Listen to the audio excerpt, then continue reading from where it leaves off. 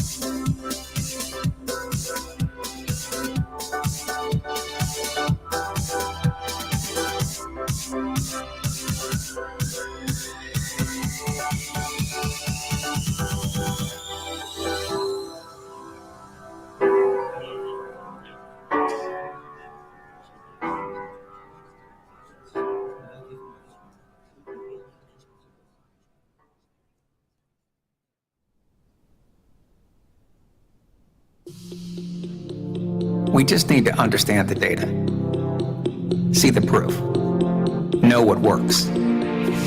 Call that being particular? We call it being precise. We don't want head-scratching gaps, guesses, assumptions, or opinions. We crave insights and answers born from data. We're engineers who love how having all of our telemetry, metrics, events, logs, and traces cuts through the crosstalk, separates signal from noise, fact from opinion. It's not data for show. It's data that shows, because it saves us time, settles debate, cancels meetings before they even start, and says, hey, look over here. This is the problem. When dev, ops, security, and business teams come together around data, it washes away the doubt. It reveals the connections we all know are there, the threads that point to the path forward, and what will really work. This is Data for Engineers.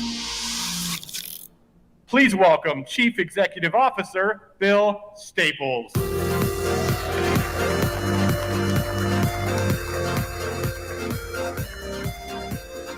Hello, everyone, and welcome to FutureStack 2022. It's so great to be with you here in this beautiful room, as well as say hello to the tens of thousands that are watching online. Isn't it awesome to be together in person after 2 years of Zoom purgatory? Woo! We're here with our most strategic, our best customers, and I just want to extend a thank you for supporting us through those incredible, transformative few years. Remember the good old days when the pandemic first started and we were in lockdown? It was like, oh, I can wear my pajamas to work. Camera off.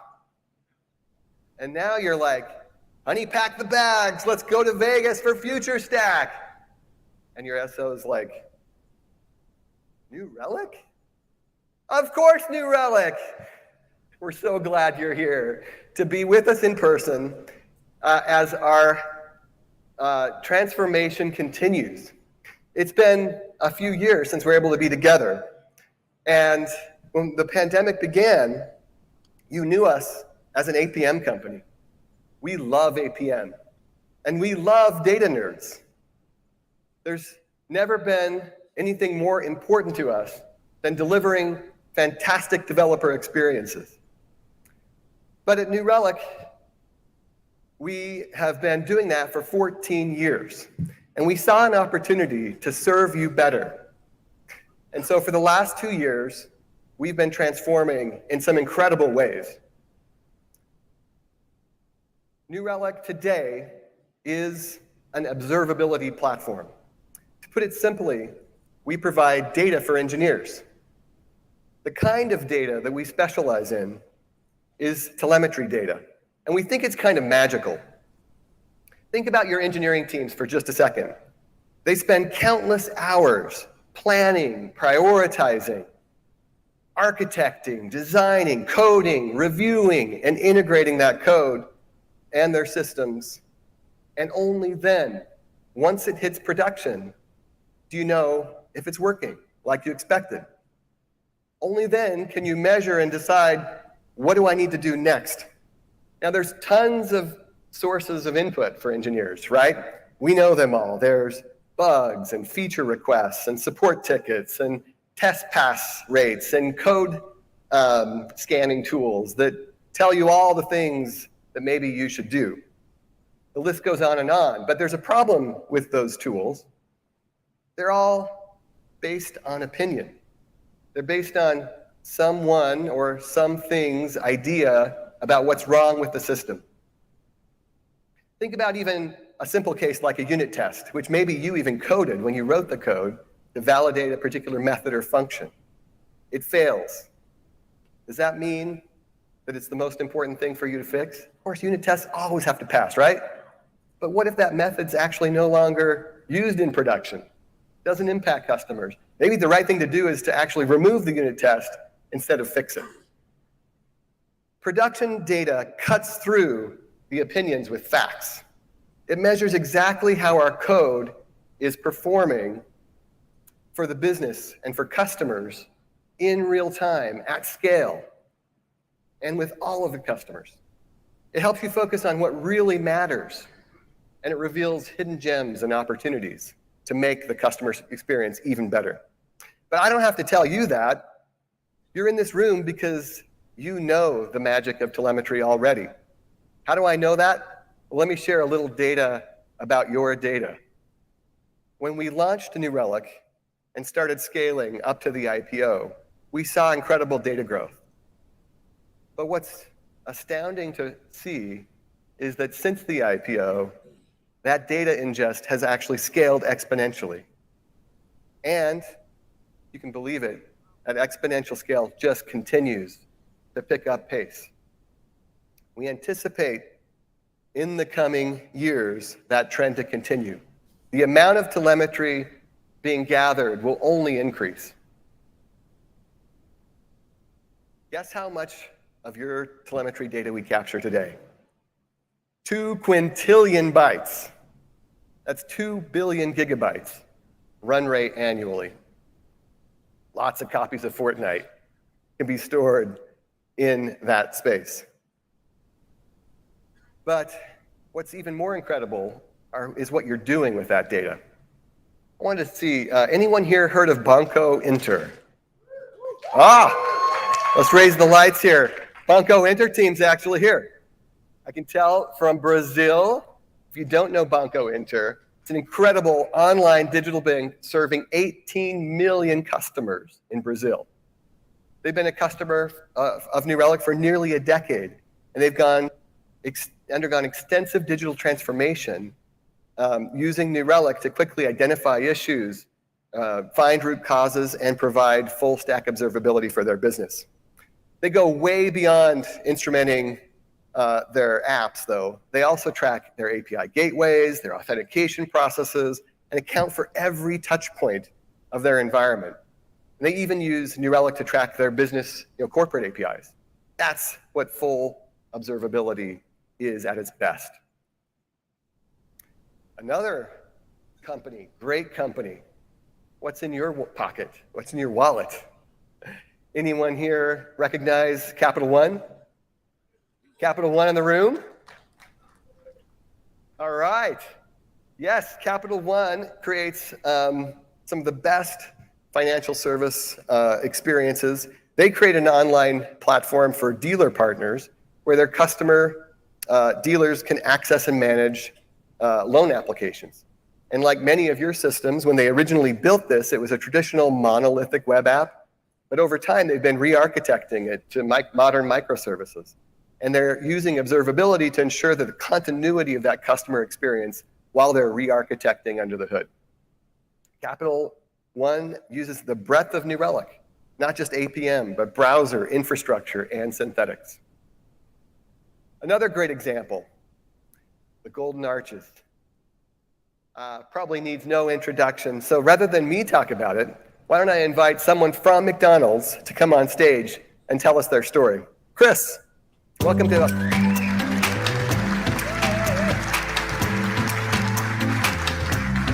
Hey, thank you for being here, Chris. Thank you. So the hard question to begin with, Egg McMuffin or Sausage Egg McMuffin? I would go with the Sausage Egg McMuffin personally. Yeah.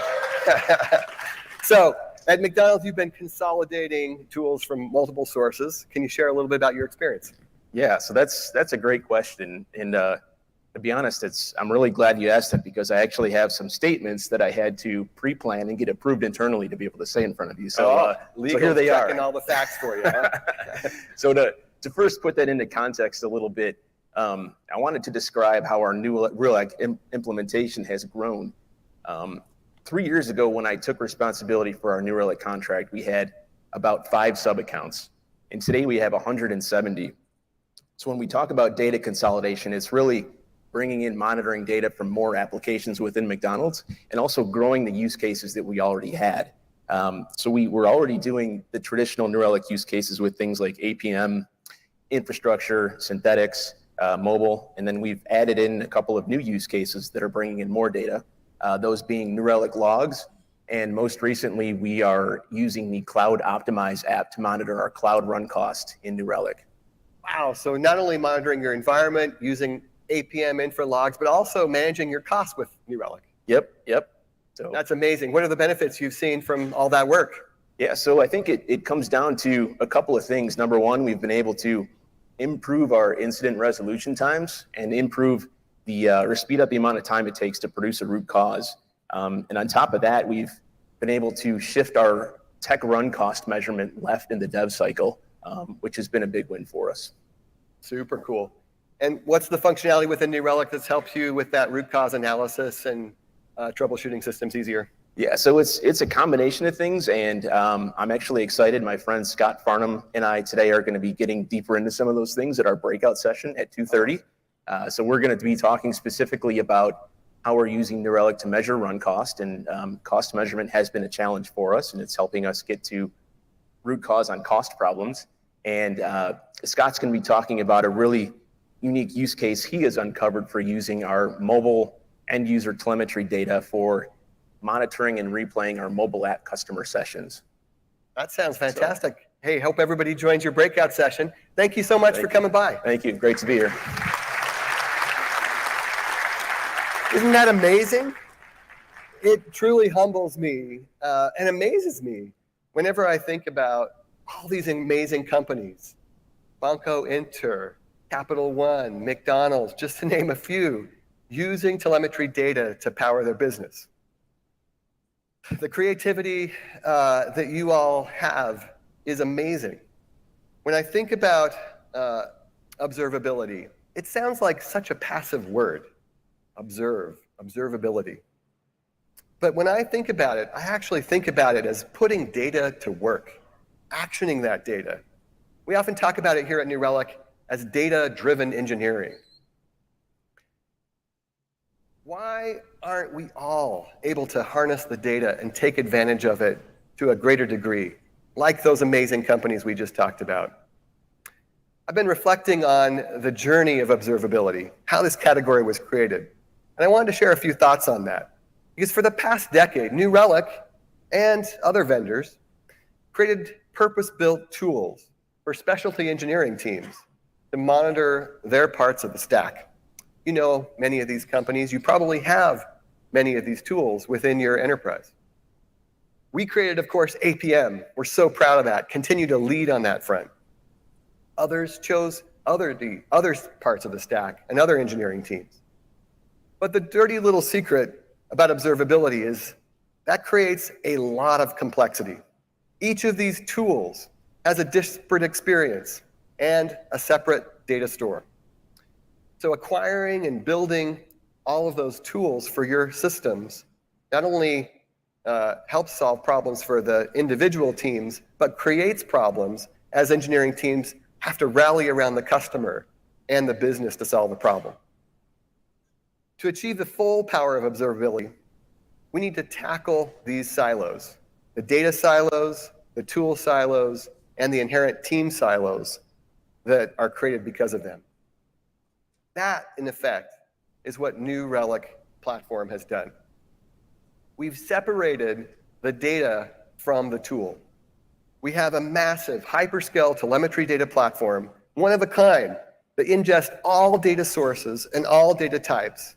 And because we run and operate this thing at tremendous scale, we pass along the economic benefits to you. We've also unified our tool set to bring together all of the capabilities that you just heard Capital One, McDonald's, Banco Inter using, APM, infra, logs, browser, mobile, the list goes on, all in one place. So your engineering teams can truly see their project and all the dependencies in engineering and the telemetry associated with those systems too. This is New Relic today, a fully modern observability platform capable of serving your entire engineering organization. Essentially, the promise of New Relic going forward is all of your teams, all of your tools, all of your data in one platform and for one price.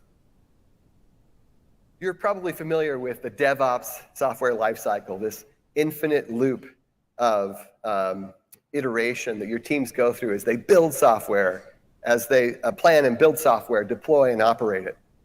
This is another hallmark for New Relic. All of our competitors are still focused on the operate phase of this software lifecycle, where we all began with monitoring. And certainly there are very many powerful use cases that we continue to unlock and support you in that troubleshooting phase of the software lifecycle. But we believe that telemetry data and its measurement of the effectiveness of your planning, your architecting, your coding of the software, testing, validating, deploying, is valuable across the software lifecycle, enabling you to make data-driven decisions at every phase. So we're going to talk through how we can unlock that value for you throughout the rest of the presentation. We want to start with developers, where it all begins. I'd love to share some demos of recent innovation and groundbreaking new innovation that we're announcing today for each one of these phases. I want to start with logs, because logs has seen incredible adoption since we first launched it just 2 years ago. It's perhaps the first telemetry source ever invented, right? Logs are super simple, easy, capture what you want in a standard text file. It's long been a source of valuable information. Many developers use logs as a way of logging debug or error information, and some frameworks, app frameworks, even emit logs at the runtime level to assist engineers with their debugging. Since the beginning of APM, we've been, like every other vendor, capturing metrics and events associated with your applications. Those are powerful data types too.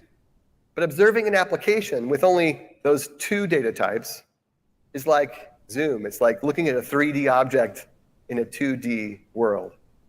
So let me introduce Julian onto the stage to talk about how we're bringing APM and logs together. Julian. Thank you very much, Bill. Just wow, look at this. This is, wow, I'm so excited to be here.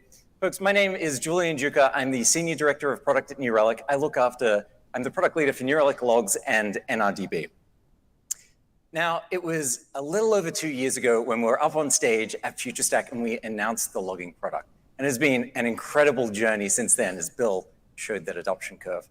When we launched the logging product, we had a singular focus in mind. We wanted to end data silos. And in the case of logging, that meant you see an error in New Relic, you copy the error, you go to a different tool, you start a search, it's taking too long, you go back, you remember the time, take the time, you go put it in, oh wait, it's in UTC, you start again, you forget what you're doing, you fall asleep, you get a coffee. It was terrible. And that didn't count for log data comes from everything. There's so many different data sources, so many different formats that brought about these really complex tools that you needed to configure and monitor. It was all just really hard. And over the last 3 years, that's exactly the problem that we've been working on. We've released hundreds of integrations. Everywhere that your data is, we're there too, collecting it, formatting it, making sure you get the value out of it. We have dozens of UI improvements targeting your use cases. So helping you solve your problems better. It's things like saved views. Troubleshoot, you find the error. Why have your coworkers reproduce? Just save it, share it, move it on. It's things like our stream processing pipeline. We process billions of events a minute. It is phenomenal. And what that does for you is it's filtering, it's parsing, it's transformation of your data. So you don't need to manage config files. You don't need to go into Logstash and configure things. It's taking that pain away. And it's things like log patterns, being able to find the anomalous log, that weird one-off, why is this happening? Or find the hyper-verbose log, trim some fat, work out what's going on.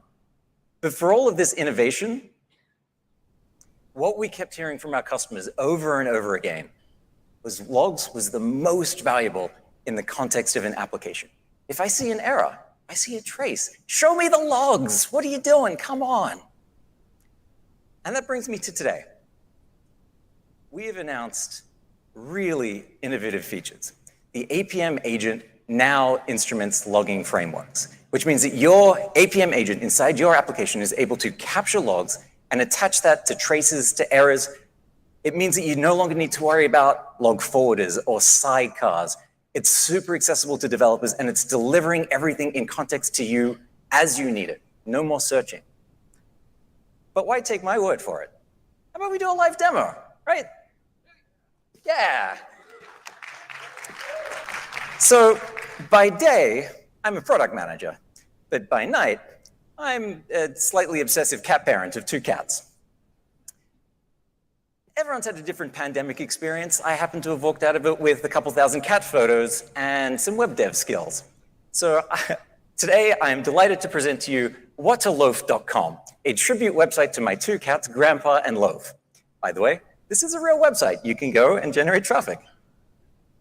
First thing I want to show you is, aside from my cats, obviously, is we have instrumented this with New Relic. So I get to see all of that New Relic that we know and love, the telemetry of the application. But there's no log data. As I was building this website, one of my friends reaches out to me and she's like, hey, Julian, your app's not working. I'm trying to upload a photo of my dog and it errors out. You should definitely keep your day job. And I was like, okay, rude, but fair. Let's go and see what's going on. So we go to errors inbox, which is where all of our errors are collected. And I'm able to go and see the error that was being thrown for her. It's a Rails app. There's a Rails validation error. So I see the error, but I don't have any context, right? Like, okay, the validation is failing. So what? What does this mean? What do I do with this? This is where logs comes in. It gives you that context. So, because this is a live demo, we're going to SSH into the machine. We're going to upgrade to the latest version of the Ruby agent. We're going to redeploy, because everyone likes a live deploy. And then we're going to troubleshoot. Let's make this happen. Okay. We do bundle, update, New Relic, yam. Oops, typing.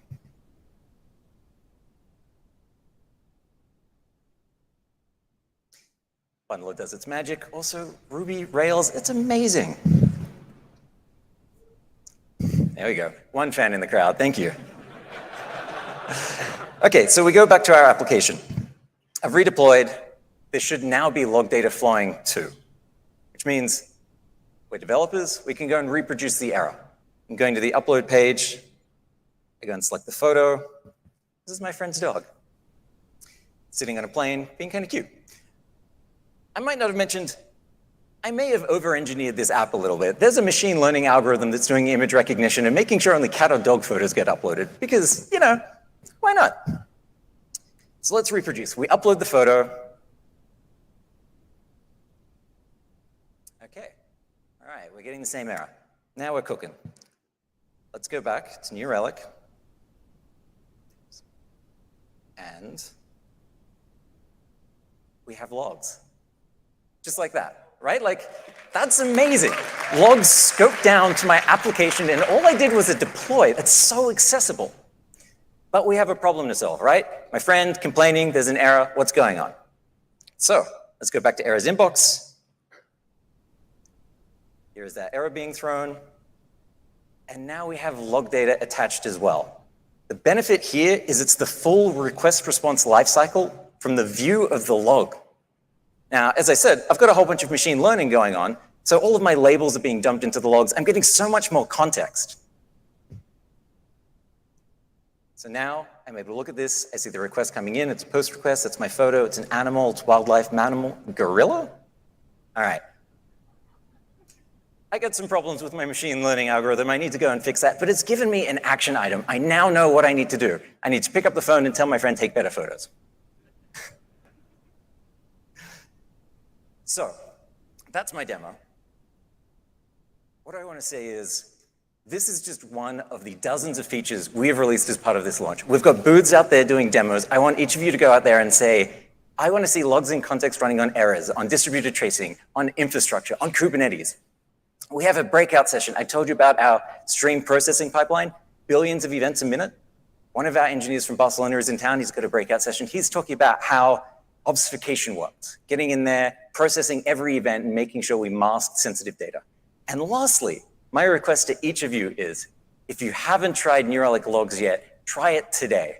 If you deploy it, get that Apm agent up and running. We'll give you 30 days free. All right, that's it for me. It's my absolute pleasure to welcome Aditi. Thank you very much, everyone.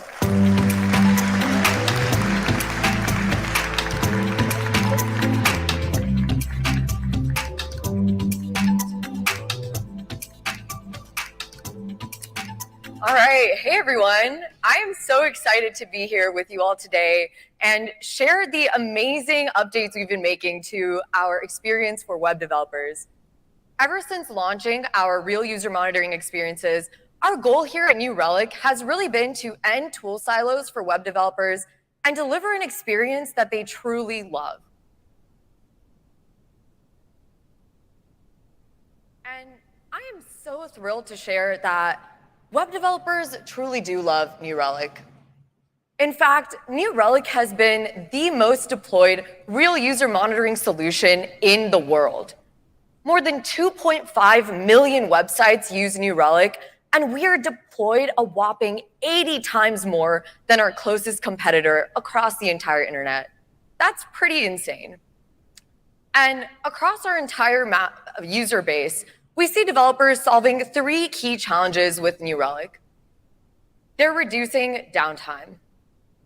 Now, this on average costs companies $5,600 per minute during an outage, according to Gartner. And I don't know about you, but outages typically last more than a minute, so that's a lot of money. Developers are reducing latency. 40% of users will take no more than 3 seconds to abandon your site, which only means reduced customer satisfaction, reduced customer retention, and ultimately a loss of revenue. And lastly, developers are using New Relic to improve their efficiency. Normally, web developers otherwise spend too much time debugging as opposed to shipping new features, which is why it's crucial for them to have an all-in-one platform that can really streamline the software development lifecycle. Now, New Relic is especially suited to address these challenges that developers face. 1, it's super easy to use. Developers get these industry standard metrics like Core Web Vitals straight out of the box. Next, error tracking and debugging is available in context for no additional cost with absolutely no need to switch tools. Oh, I think, perfect, thank you. And lastly, users can also implement synthetic monitors to proactively keep track of their applications and prevent future outages or latency spikes. Now, let me show you why so many use New Relic to monitor their web applications with a demo.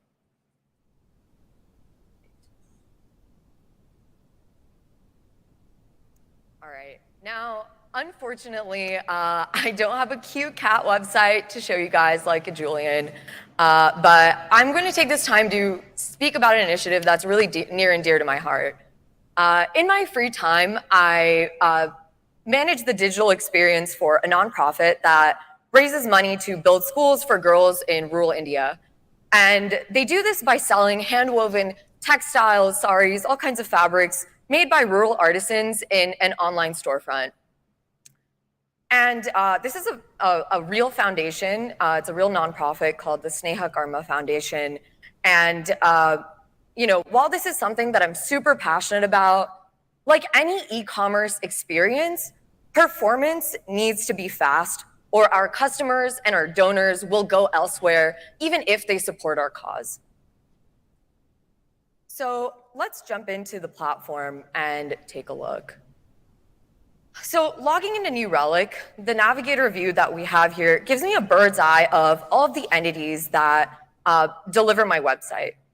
I immediately notice some degradation on my front end. Selecting this entity, I see some golden metrics here, but I want to dive deeper. Now, this brings us to the summary page, and I get a real-time view of my website performance. I see my 3 core web vitals that measure critical metrics of web page performance, and I immediately notice that my largest contentful paint, or LCP for short, is underperforming. Now, this signals to me that there is an asset, essentially, that is loading poorly on my site. Now, we know, based on general rule of thumb, that anything over 2.5 seconds is a problem. And we know that you only have about 3 seconds at most before your users start abandoning your site willy-nilly. So we need to figure out exactly which users are being impacted here and why. Now, let's go into our user traffic breakdown to check it out and filter by our largest contentful paint. Now, within the desktop users itself, I immediately noticed that Microsoft Edge and Chrome users are the most severely impacted by this. And I can also go ahead and filter by region using our lovely filterable geo. Now, according to this map, it seems as though our lag is widespread across the entire user base. So it's even more imperative for me now to understand which asset is loading slowly so that I don't lose potential checkouts on this site that is so important to me. From here, let's use distributed tracing to look at which requests are taking the longest. And I'm going to filter to the correct time window. Now I'm also going to filter by trace duration, so I see which one is the longest. And over here, it looks like there are several spans that are causing latency, specifically related to my coupon service. That's really interesting. And there are also errors being triggered here. So now let's dive into errors inbox to troubleshoot this a bit further.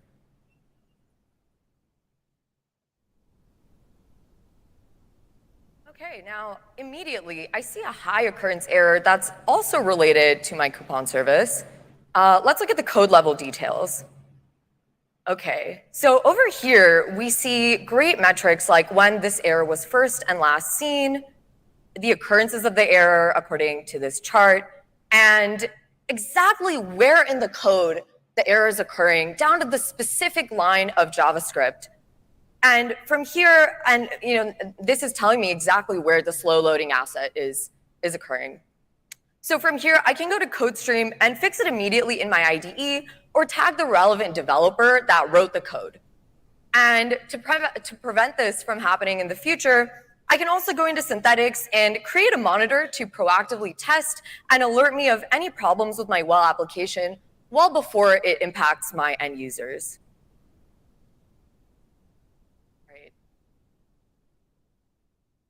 So as you can see, our front-end solution for web developers is super easy to use, allows us to track and debug errors completely in context. Again, bringing us back to our primary mission to eliminate tool silos for our developers, and even allows you to proactively monitor your web applications with synthetics to prevent future outages and latency issues. And that's why New Relic is the world's most deployed real user monitoring solution. Now, if you want to learn more, I will be hosting a breakout session tomorrow at 2:15 p.m. You can check out the schedule. And that's where I'll be diving into these core web vitals some more and talking about how to most effectively use them to improve your real user experience.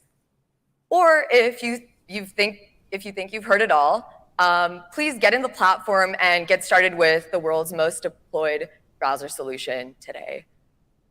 And with that, I'm going to invite Bill back on stage. Thank you. Nice job. Sorry. Oh, incredible. Isn't that amazing? The innovation from the product team this year has just been incredible. We've now seen APM, logs, browser, and I'm so excited to share with you how we're taking developer experience to yet another level. You see, observability is essential in today's modern multi-cloud world. You all know this, likely because you're still running things in data centers, you're embracing public cloud providers, you may be running things on the edge, and you're taking advantage of observability to look across all of those systems. New Relic ourselves, in our commitment to public cloud, just announced last week that we are all in on public cloud. We will be exiting our data centers in FY23. And we are moving multi-cloud. One of the ways that we're doing that is announcing a new strategic partnership with Microsoft. I can't think of a better way to talk about this partnership than to invite my longtime mentor and friend, Scott Guthrie, to the stage. Scott.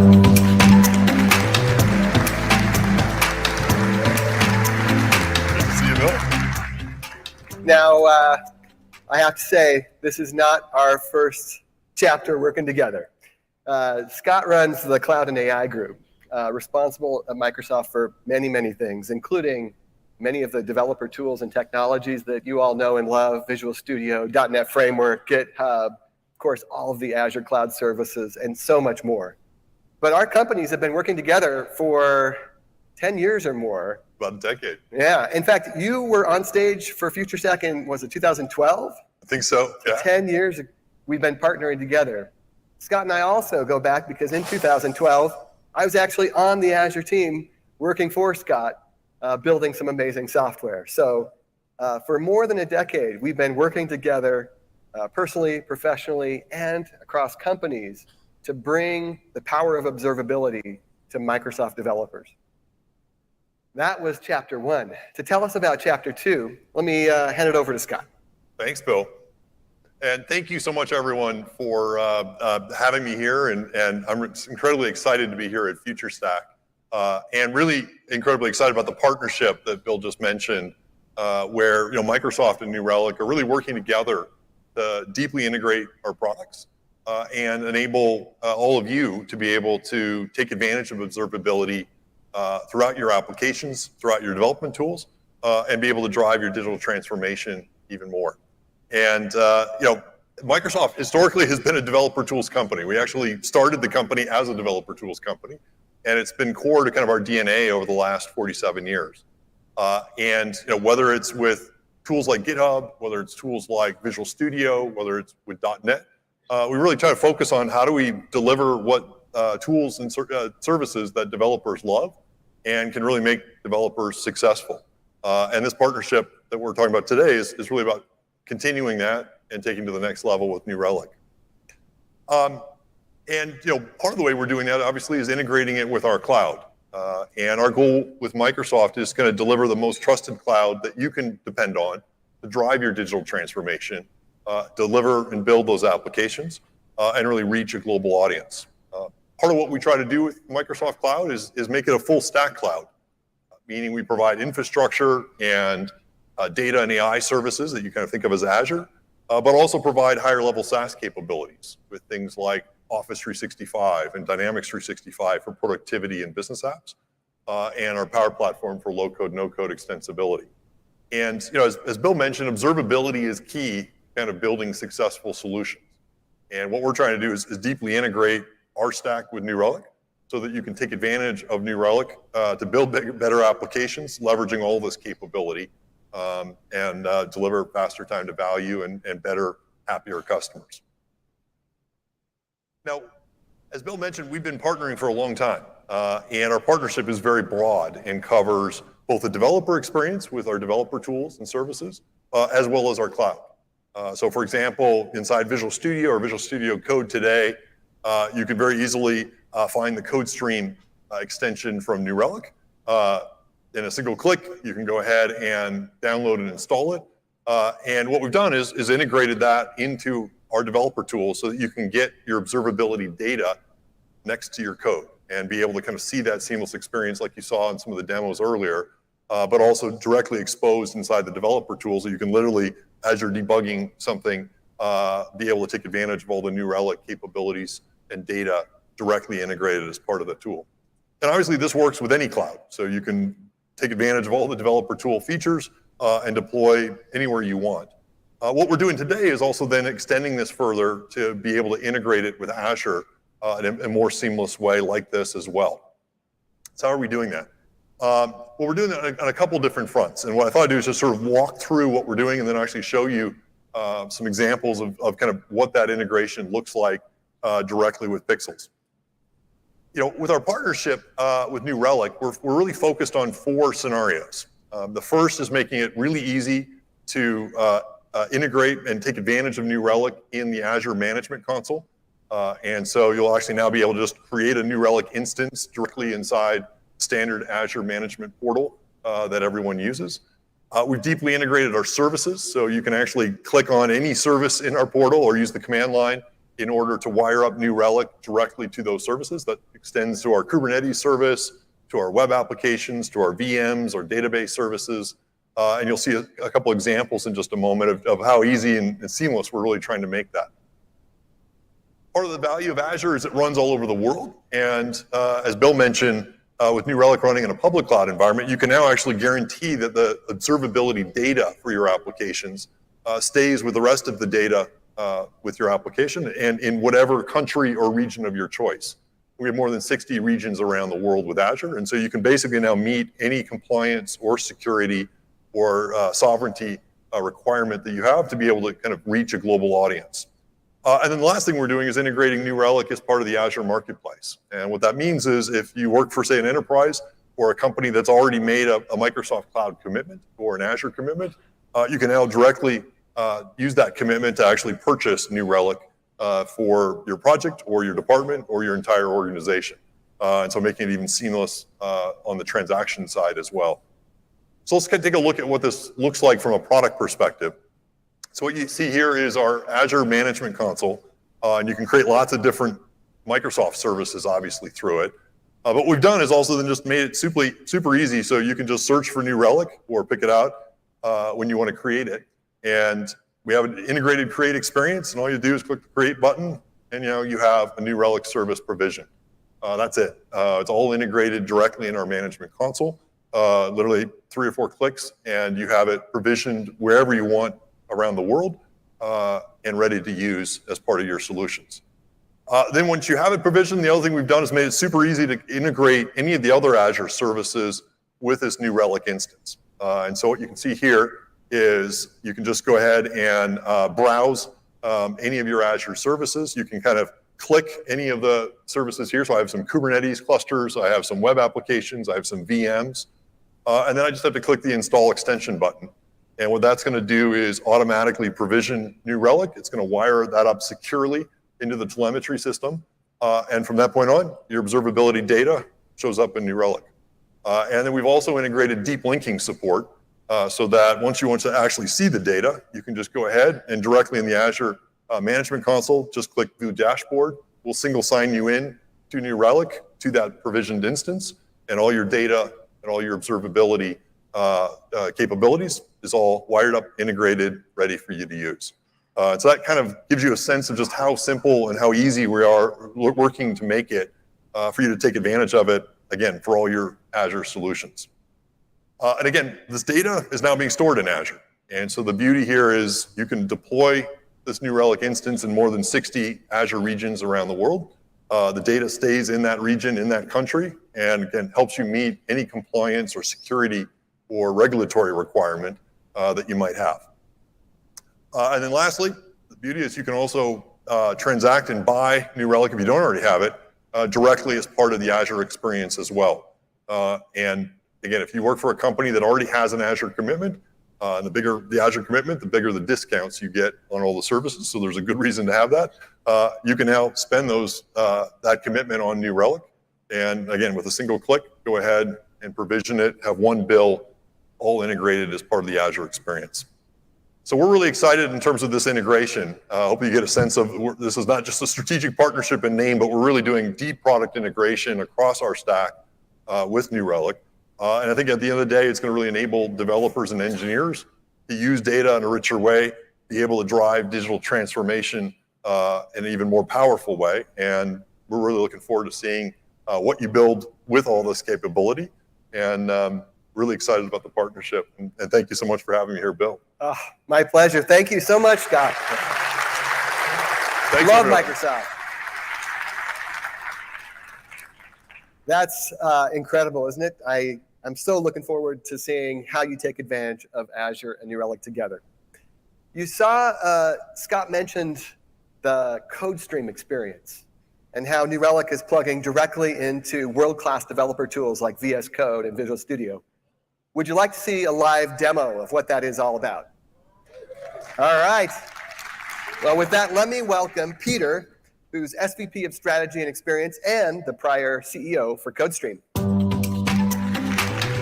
Thanks, Bill.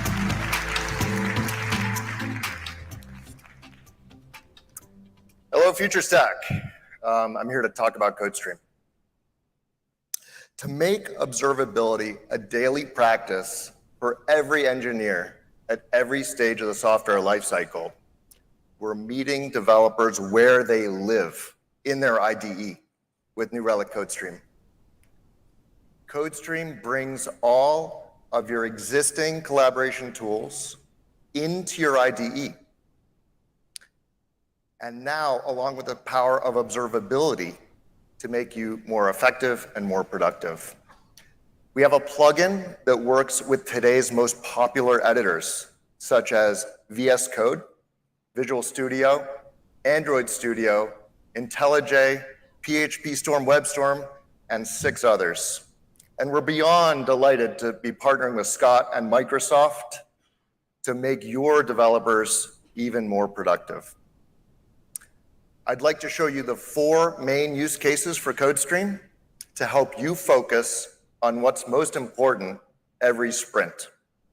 And that is, of course, your issues or your tickets, your PRs, your discussion about code, and finally now, observability. So let's take a look.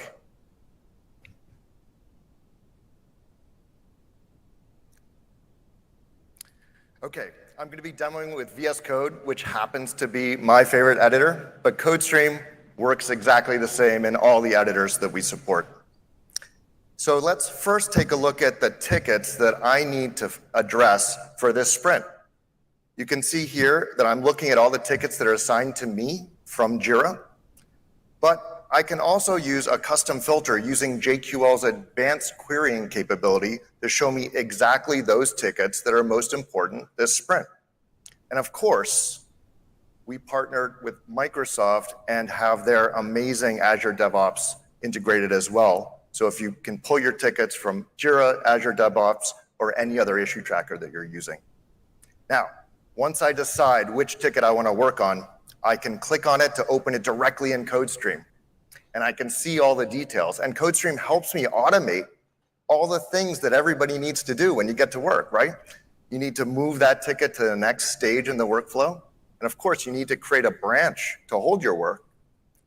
And finally, you can even, with one click, let your teammates know via Slack or Microsoft Teams what you're working on. So that's pretty cool. But let me show you something better.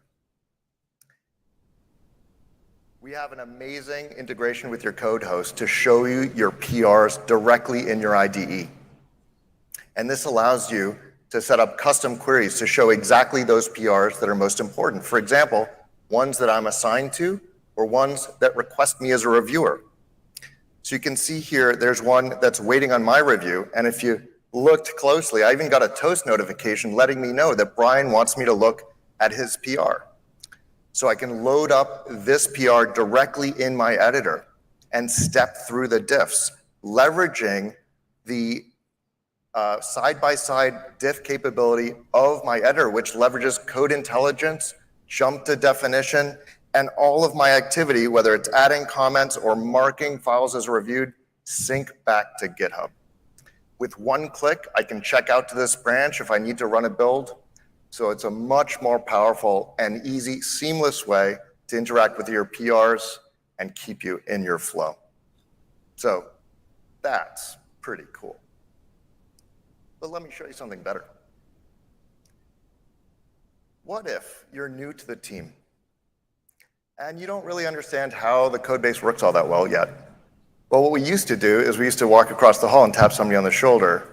But nowadays, we're probably messaging each other through some messaging app that's not really connected to your code base. So CodeStream makes that so easy. If I have a question about code, I can just select the code and hit this button. And up pops a comment box, making it super easy for me to talk about code. You can even see here that Charlie has been tagged. That's because CodeStream did the git blame for me to find out who wrote that code. And because we do integrate with your existing messaging services, such as Slack or Microsoft Teams, I can choose which channel to post this message to, and my teammates can reply from Slack or Teams, and that reply comes back through to CodeStream. What's even better is that those conversations are saved as annotations on top of your code base, which help the rest of the team in case they have a similar question. So that's pretty cool. But let me show you something better. For the first time, we're bringing observability into the IDE. Now, we can integrate with our very popular Errors Inbox experience. If you haven't tried this, you got to try Errors Inbox. And now you can even bring it into your editor. And the magic of this is that in my IDE, we know what repo you've opened. And now we know what services are built from that repo. And when those services get deployed to production, if there's an error, we can bring those errors right back to the developers to whom it matters. So every developer on your team can see what's happening in the services that they've built. Here, I've got an error assigned to me. So let's open it up in my IDE, and you can see how much better it is to navigate this stack trace inside of your editor. All I have to do is click on the different frames of the stack trace to go to the different code locations, and I can more quickly debug this problem. And the best part is that if I see something that's a problem, well, you've already seen how easy it is to comment on code with CodeStream. So now I can combine those two experiences where I'm in my editor debugging a problem, and I can message about it, and those messages sync back to New Relic. So now production and non-production engineers can work together to troubleshoot problems. Now that is cool. But let me show you something better. Imagine, as an engineering manager, if you could get every developer on your team to look at how their code is performing in production every day. That would be pretty great. Well, we call it code level metrics. And code level metrics make it super easy. As you see here, I've opened up my file app.py Python, and I can see here next to the individual methods, the golden signals that show me how my application is performing in production on a method by method basis. This is the first of its kind. Nobody else is doing this.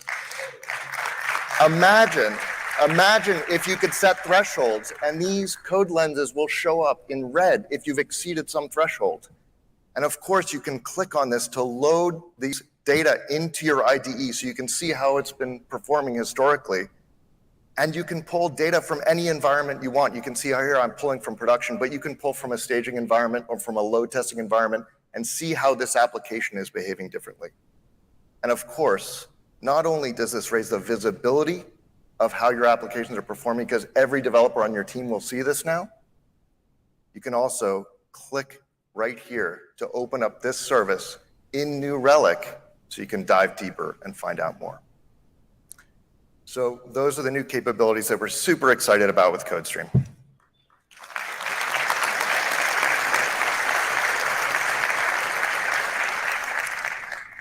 So bringing New Relic into the IDE lets you harness your data, cut through opinions, unlock new ideas, and turn insights into action. You are going to love the new ways you can put your data to work. CodeStream is an incredible step forward in bringing observability into a daily data-driven practice for every engineer on your team. And if you haven't tried it yet, it's super easy to get started. Just go to the marketplace of your favorite editor and do a search for CodeStream. We'd love to hear how it's helping make your development team more productive. Thank you. It's my pleasure to welcome Bill back to the stage. Wow, isn't that amazing? It's incredible, the mind-blowing innovation from New Relic. I hope you can see how we're getting rid of those data silos, getting rid of team and tool silos, bringing engineering the data they need to do work every single day. Really also excited to talk about another theme that I know is important to developers beyond developer experience, and that's choice. I've been a developer. I've been serving developers my entire career. I can tell you having flexibility and choice is of the utmost importance as they choose the tools and the technologies that they think will best do the job. We believe at New Relic that the future of instrumentation is open. We see the future that every language and every system will, at some point in the not too distant future, have instrumentation baked into the language runtime, into the technology or system itself. And it'll be a simple act of turning it on or dialing it up and down. And so that's why we have been committed to work with the community. We've open sourced all of our agents, sharing decade-long investments that we've made to make those open and available for you all to make contributions to and also engage with. But also, we've engaged with the Open Standards Group at the CNCF on open telemetry. The result of this is pretty clear. Developer choice is driving growth in open standards data. In just the last year, we've seen 3x growth from you all embracing data sources, including open telemetry, Prometheus, Telegraph, and more. And so to talk about our investments here, I can't think of a better person than Juan from Mercado Libre, one of our leading customers who've embraced these open standards approaches, as well as Erica from New Relic. Let me bring them on stage.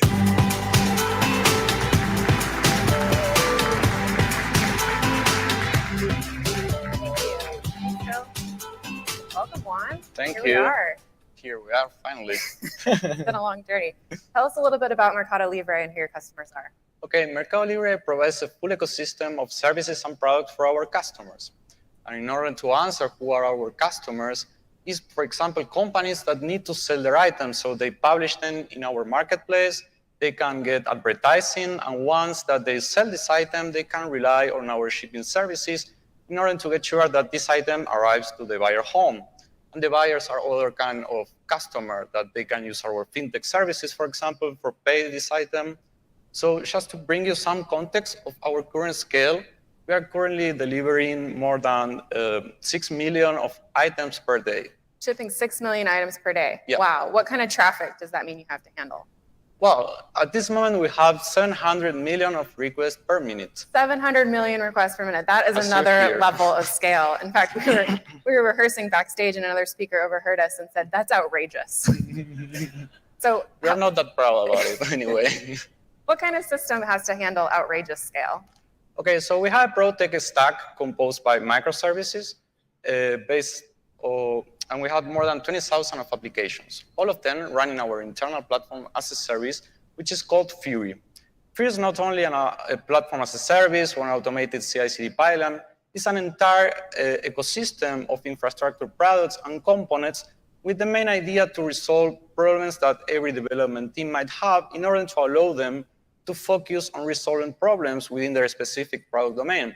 So the main idea here is Fury tries to provide out-of-the-box capabilities in order to let the development teams to build products on top of it. And the observability is a core capability for us too. Great. On a platform that large, what are the observability challenges? Well, one of the biggest challenges that we faced is that our observability was siloed. This means that not only every development team has their own way of performing observability, but also we had different tools for each signal, each of them with different data protocols, data formats, API, SDKs, agents. And this is not only an operational headache, but also it creates a tight coupling between the collector layer and the backend and the vendor solution. So this didn't allow us to achieve a unified observability approach. And what is more, we lose a lot of correlation capabilities. Just to bring an example of it, let's suppose that we want to decorate our telemetry data with some specific public cloud vendor information in order to understand better if we have a performance issue in a region, if we are having a problem in a specific Kubernetes pod or wherever it could be. This is not as simple for us at this moment. So we wanted to resolve it, not only for a signal, but for all of them.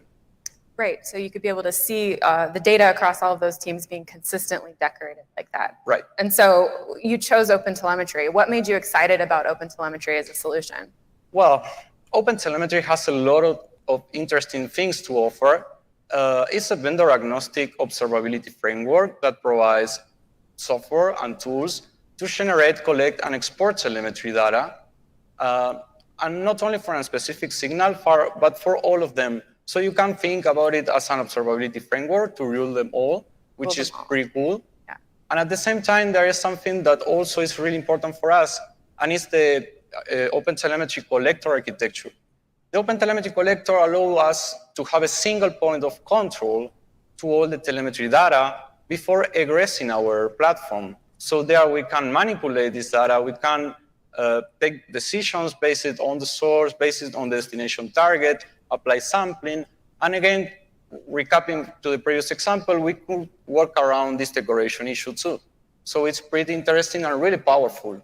Right, you would finally be able to answer those questions of what does my performance look like by provider or by region, because you've got this central point of control. So once you've decided to choose OpenTelemetry, what does the migration look like? Okay, so adopting OpenTelemetry is not something easy, and it's something that you can do on your own. You need a lot of commitment from the development teams, and you have to be sure why you are adopting it. This is like the first thing that you should be thinking of. Then you have to think about where is the value proposition that you are offering in order to achieve this new schema that you want to be working on. And you have to simplify this process as much as possible. For example, all the preparation work in terms of what are you going to do with the new experience, all the new dashboard, the new alerts, all the new instrumentation, try to simplify this as much as possible. This is like something really important for us. You want to make it easy for your teams to onboard. But at the same time, we believe that it's truly worth it because you instrument once and you reuse it as many times as you want. This will be the last migration. Yeah. Right? So as you can see, the OpenTelemetry collector allows you to send your telemetry data wherever you want. What makes you want to send your data to New Relic? Well, New Relic has been a truly partner for us from the early beginning of the adoption of OpenTelemetry. Also, New Relic is really committed with the OpenTelemetry community, which is really important for us. And finally, is working really hard in trying to promote or bring a similar experience to OpenTelemetry services, which again makes simpler the adoption of OpenTelemetry. Well, thank you so much for that. We've really enjoyed being your partner in this OpenTelemetry journey, and thank you for sharing your story with the audience today. Thank you.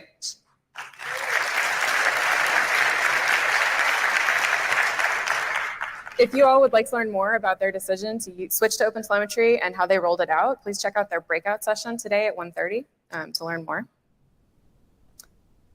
So I'm on the team working to support OpenTelemetry in New Relic, and our vision is to bring a best-in-class observability experience to the most popular open sources of data, including OpenTelemetry. Whether you're all in on OpenTelemetry already or you're using a mix of OpenTelemetry and New Relic agents and integrations, we want to provide the same troubleshooting capabilities regardless of source. So let's take a look at an example.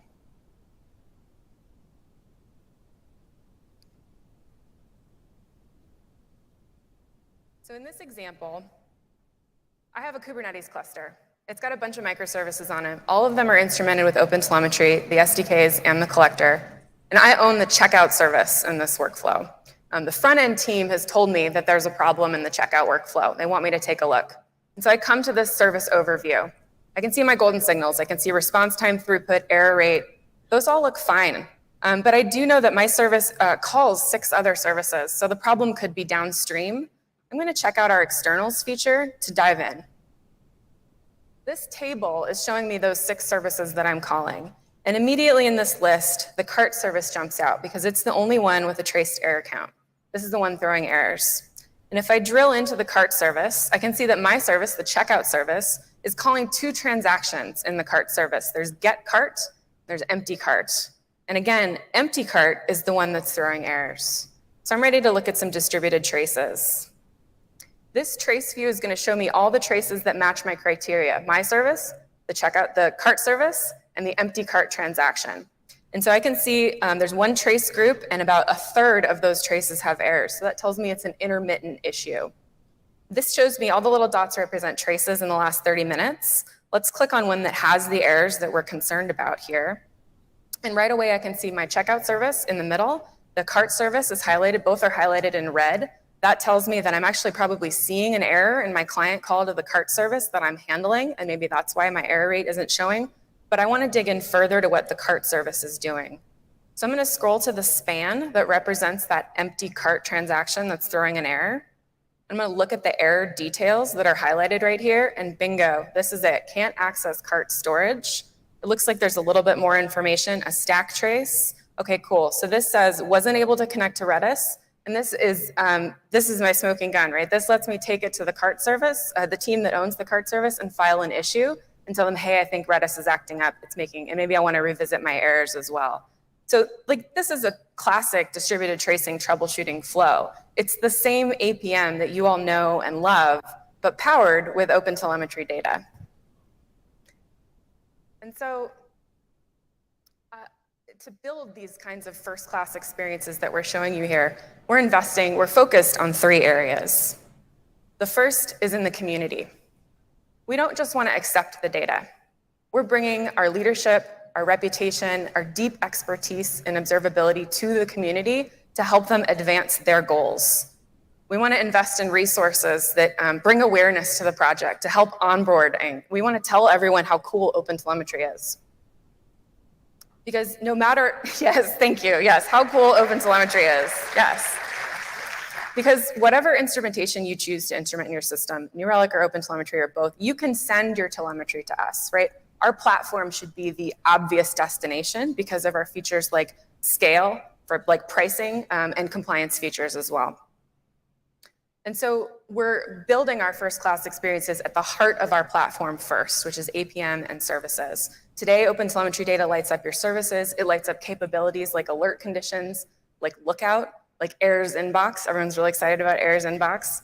And because of our close connections to the communities, because of that investment and that time, our experiences across the whole stack are going to grow alongside the project as it matures, as it stabilizes, into spaces like mobile, like browser, like infrastructure. I'm really excited about that one.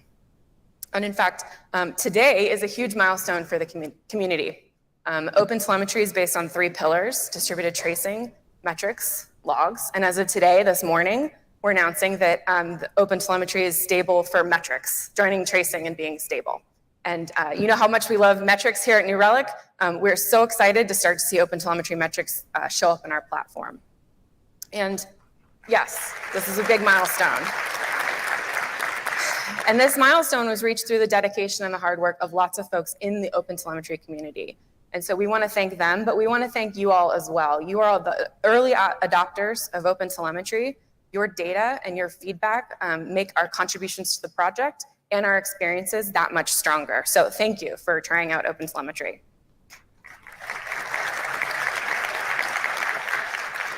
And with that, we're on break. We'll see y'all in a bit. Thank you.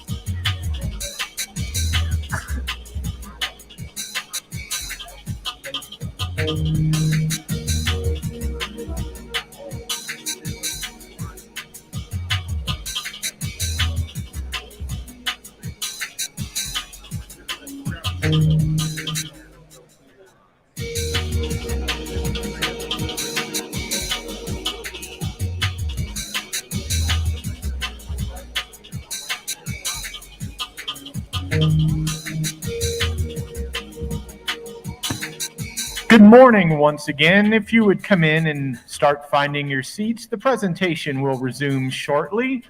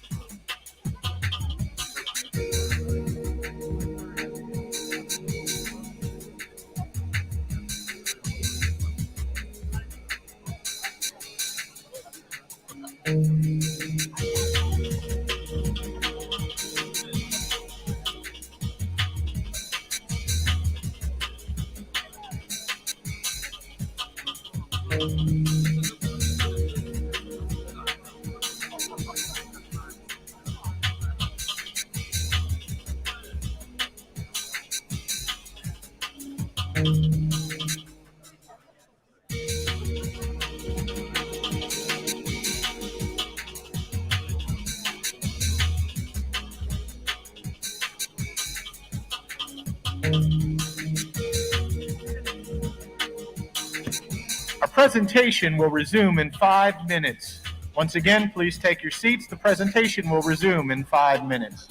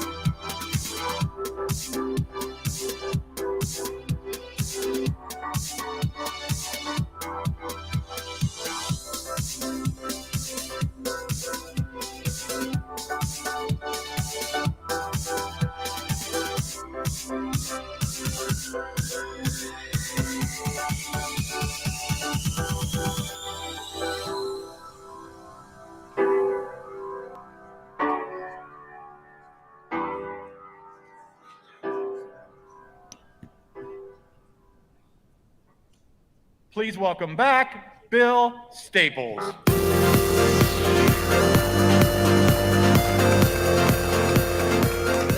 How's it going? Everybody get a stretch? Yeah, some snacks. Are you enjoying the show so far? Woo! Good to hear it. Well, we've been talking all morning about developers and developer experiences. But of course, we love operators just as much. We've been building out some fantastic operational experiences inside New Relic. And so it's time to shift our focus to that phase of the software lifecycle and the engineers who spend their day doing those kinds of tasks. And I am excited to bring Jemiah on stage to show a whole load of innovation and some new announcements to boot. Hey, Jemiah. Awesome. Thank you, Bill. Good morning, FutureStack. I'm so excited to speak with you today and showcase the future of software operations. Over the last few years, we've accelerated beyond APM to ship industry-leading experiences in infrastructure monitoring, Kubernetes and Pixie, network monitoring, service levels, serverless, ML ops, and more. All this was built in-house with one single purpose: to deliver magical experiences that redefine the way that you all operate your software systems. And I'm thrilled to announce that operators love New Relic. In fact, they love it so much that the telemetry that you're processing has grown by 4 times. And we appreciate all the love, but we think we can do more to deliver more magic. And we continue to talk to you and listen to your feedback, and we hear 3 key problems. Teams continue to be reactive to incidents, and they want to move from being reactive to active to proactive. Teams continue to switch between siloed experiences in New Relic and using siloed tools outside of New Relic, and they want everything in one place. And last, teams hate seeing repeat incidents. They want to take action to close those OODA loops and prevent the same things from happening. The good news is that we heard you, and we've been working hard at these tasks. To help you to go from being reactive to proactive, we're going to help you manage your system health by using SLIs, which map to your business outcomes and horizontal platform experiences. We're going to help you do cohesive analysis to analyze the full stack, telemetry, and context all in one cohesive platform. And then for continuous improvement, we'll help you close those OODA loops by deploying intelligent alerts that codify your incidents and prevent similar things from happening in the future. Let's actually see what that looks like with a demo. All right, so let's say I am the lead SRE at a cellular company. I think it may be called Runelic or something like that. And recently in my team channel, I was alerted that after a launch of a new flagship device, there's some degradation in our front-end services due to a spike in traffic. Luckily, I've created a workload that's going to group all of the entities that are delivering this functionality to our customers. So I'm going to start here. I can instantly see that there's definitely something going on with the health of my services, but I want to see what this is doing with regards to like business impacts as well. So I'm going to take a look at my service levels to see if it's actually impacting my customers in real time. So our service level is going to allow you to manage all of your SLIs and see how they're going against your SLOs in real time. And I can see that there's definitely starting to be some degradation here that I don't want to impact my customers. And so I want to avoid a Sev1 event from happening. But since there are multiple entities working together to deliver this functionality, I want to get a view of my entire stack. So I'm going to go and take a look at our Omni Map. Omni Map is a brand new view. So this is the first time anyone's seeing this Omni Map view where I can see my entire stack on one screen. Looking at my Omni Map view, I can see that my network tier is doing pretty well. Hovering over the pods, I can get some details around the teams that are managing them, which channels I may want to reach out to. Some of my infrastructure tier looks okay, but I can see there's something going on with regards to my Kubernetes clusters and also the applications that depend on them. When I got my alert from my team channel, it mentioned my front-end service, so I'm going to go ahead and pull that out, and I can actually see that my front-end is in an error state. Selecting my front-end, it's going to bring me up to a local map view, but I actually want to dive in a bit deeper and see what's going on with regards to the cluster that this is relying on. So I'm going to go into my APM view, but one of the recent changes we've made to better support your infrastructure tier is now you can actually see your Kubernetes data mapped with your APM data as well. So quickly coming into this view, I can scroll and see how those two data sources relate to each other, but I actually noticed something. I have a desired state of 5 pods and I only have 3 pods running currently, right? And that shouldn't be happening. So I'm going to take a look at this deployment. Going directly from APM into the Kubernetes deployment, I can see that I need to work with my Kubernetes team to make sure that our pods become available. Since they exist, they're just not working. But I'm also going to make an alert. So if this happens again, I'll be quickly alerted and I can address this a lot faster in the future. So without going into any other navigation features, I'm going to go right in here and create an alert condition. For any time I have a unavailable pod, it's going to let me know that I need to come in and make some changes.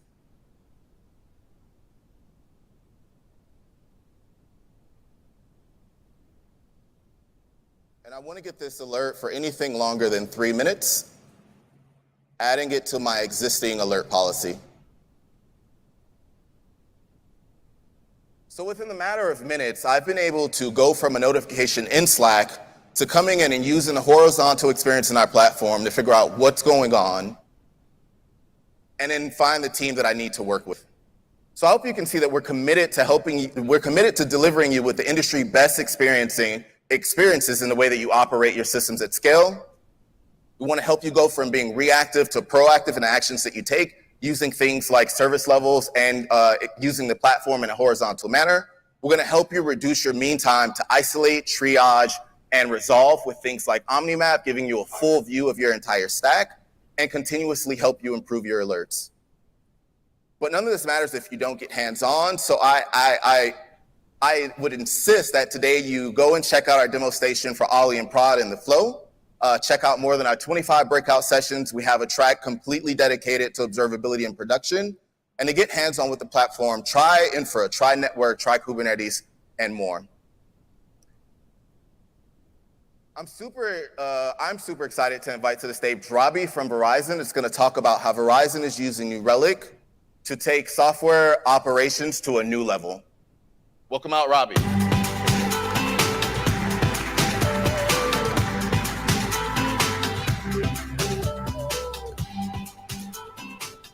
Hey everyone, it's great to be here. My name is Robbie Belson, and I have the pleasure of leading Verizon's developer relations and experience efforts. Jemiah just talked to us a little bit more about how you can drive observability in complex software environments. But today, I want to take that one step further and discuss what we believe to be the next frontier of application development. That's right, 5G and edge computing. I think it's fair to say that when you think about the speeds of 5G, you think about that of a blink of an eye. But today, to showcase the universal impact of this technology, I want to provide an example that, simply put, has seemingly nothing to do with low latency. So we're not going to talk today about virtual reality, flying drones, ground robotics. We're going to talk about golf. Now, for those of you who are golfers, you know that since the 1700s, it's been a source of pure relaxation, often untethering us from the digital world that we live and breathe. Yet, with the advent of on-screen entertainment systems, little tablets that sit within the golf carts themselves, we're often seeing that there is a digital experience now. And one of those digital experiences today are one of our customers in Edison Interactive. And for those of you less familiar with these golf systems, Edison Interactive is one of the largest on-screen experiences supporting Club Car, which houses one of the largest fleets of golf carts today in the US. And what these tablets do, it's not just yardage, so how far am I from the hole? It's not just weather, sports scores, stock prices. You can even order a hamburger and fries from one tap in your tablet. This is a premium experience. And as a result of this premium experience, they have faced a real challenge and had to do with latency. Because if you think about all of these API calls powering these experiences, that's almost 2 billion API calls each and every month. So we wanted to ask ourselves, for each of those calls, could we drive down the latency? And on top of that, future-proof their architecture? Because they were driving towards a world of what they called digital caddies, really seamlessly interacting with your golf cart to have a more immersive experience, make suggestions about your swing and beyond. So, like anyone, we started with the architecture. How was this application actually being delivered? And we found that all of the data was in one single location. So if I happen to be playing golf in our nation's capital, have a great experience. But if I was all the way on the other coast, I wasn't so lucky. So we used Verizon 5G Edge, which is our mobile edge computing platform, delivering low latency in 17 locations today. We bring the power of compute and storage within AWS to more locations than ever. So that took care of the compute, right? But what about the data? We teamed up with one of the leaders in distributed database technology in HarperDB to address this exact challenge. What they do is really, really cool. What they've done is using custom functions, they collapse the application stack, bringing data closer to each of the golf carts and end users.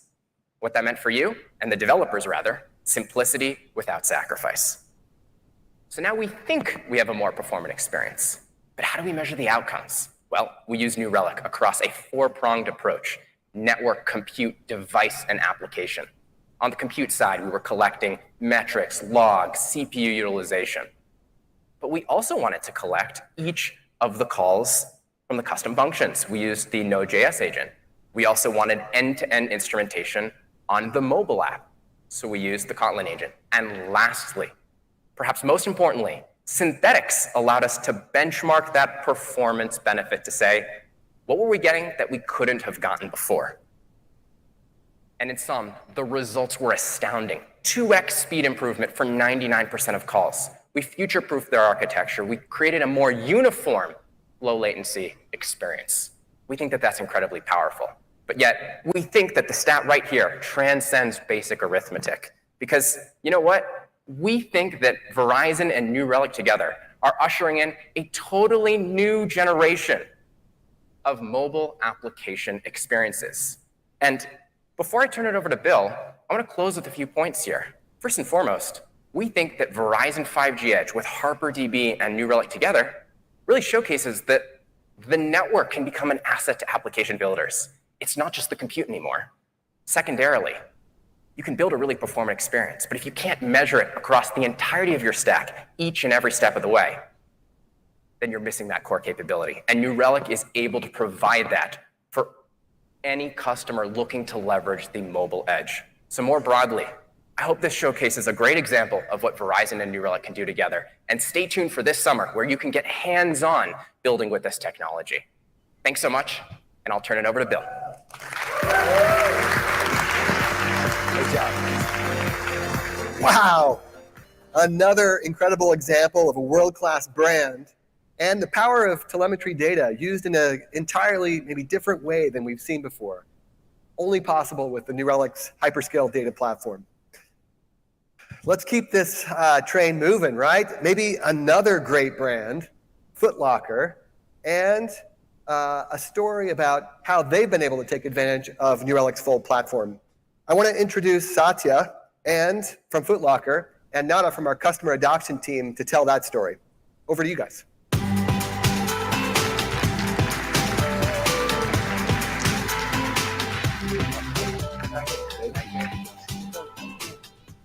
Hello, everybody. How are you doing today? I'm super excited to be here with all of you, to be able to talk about a couple of different ways that we can help you accelerate your observability journey. And to start with, I'm pleased to have Satya here on the stage with me to tell us how he was able to take Foot Locker from application monitoring to consolidating multiple tools that they had in place, all with an objective of optimizing the performance of their systems and their stack. Sure. Satya, how are you doing today? I'm good. Thank you for having me. Good morning. Okay, great. So you've been on this journey to reduce the tools sprawl at Foot Locker. So can you expand on your reasoning and what did you do? Sure, yeah. First of all, thank you. Yeah, I mean, the challenge was like Foot Locker is globally operations. We have around 2,700 stores and we have 7 different banners, which are website, and we have 7 iOS and 7 Android mobile applications, which we use to sell our product. So with all these different, sources, it was very hard for us to, operationally maintain. But luckily, we started using, New Relic as an APM tool. We started in 2020, and gradually we believe that it has potential to bring all different metrics which we are looking for, like our mobile apps, our browser, our infrastructure, our on-prem data. So all those things we brought together, put it into New Relic on a center platform where all the developers or operations engineers or in fact infrastructure engineers across all the globes we had, they can access the same data, they can troubleshoot the issues. So, and yeah. So. Wow, 27,000 stores. That's a lot.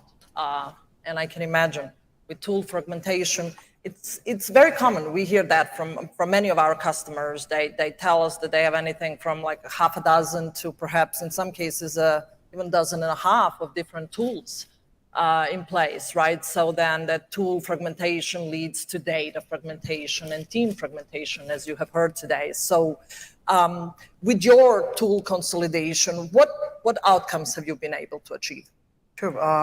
The outcome, like as we envisioned like 2 years back, to put the data into the central platform like New Relic, so that we can deliver world-class experience to our customers, like using our website in real time. We use browser monitoring. We use synthetics to make sure that all our web services are up, running.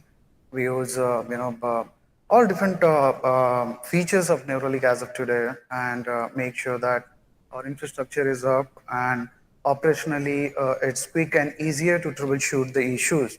So kind of, everybody, it's win-win situation for all of us, for our team members, or all different team members. That is really great. So basically, you've been able to accelerate how quickly you can remediate issues, and you've been able to increase the productivity of your developers by basically providing them a single source of truth, right?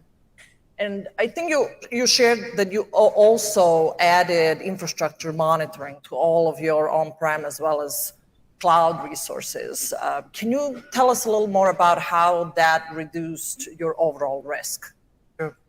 Yeah, we are still in hybrid infrastructure. So most of our applications are still in on-prem, and then we are still in migration phase, moving out to public cloud. And with that, when you have dependent services and different, some are in public cloud, some are in on-prem, it was hard to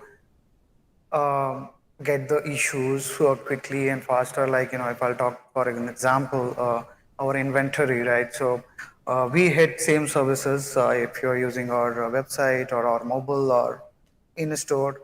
It all goes to the same services. So if it is on-prem and our applications are deployed in public, it was hard to for engineers to troubleshoot those sort of issues. So using New Relic, at least we have improved the productivity of our developers. They can directly get access to our all metrics, different metrics, and recently we migrated logs as well. So yeah. Great. Well, thank you, Satya, for sharing your story. It's been really very insightful. Thank you. And I have a breakout session today at 2:30 p.m. to talk more about how much tool we reduced and what all data we are using. So I'd love to see you there, guys. Thank you. Thank you, everyone. Thank you so much.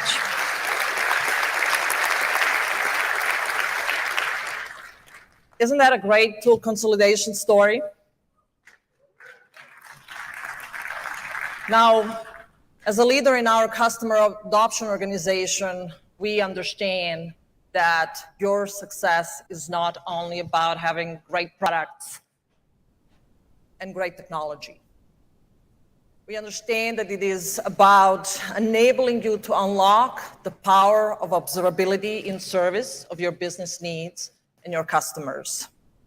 So just like what we did with Foot Lockers, I want to talk today about our commitment to help each and every one of you adopt observability so that you can be even more successful at what you do. Look, we understand that the optimization of performance of your system and stack is fundamentally a really, really challenging problem. A problem that requires combination of the right tools and people with the right skill set, and then a framework for success. Now, good news is that at New Relic, we have collectively decades of experience in monitoring and observability. And so we are here to help you on that path and help you understand how you can optimize the performance of your applications, of your services, of your infrastructure, network, front-end performance, really all with a single goal to ensure that you can triage, mitigate, and find your issues as fast as possible. And better yet, we really want to make sure that we help you prevent those issues from ever happening again. Now, what we also have done, we have leveraged that expertise to create that framework for success that I talked about. We're calling it Observability Maturity Framework.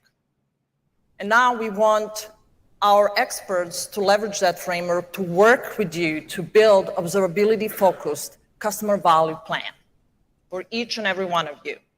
Now, how can you help us do this? Talk to us. Share with us your business objectives, your initiatives that you're focusing on. Tell us how are you going to measure success so that our observability experts can identify just the right work streams that you need in order to be able to execute on that plan and make sure that you're successful. Those work streams are things like onboarding you on the right parts of our platform, alert quality management, service quality management, data ingest optimization. You know what is the best part of all of that, which I haven't shared with you yet? That this is all free for all of our customers.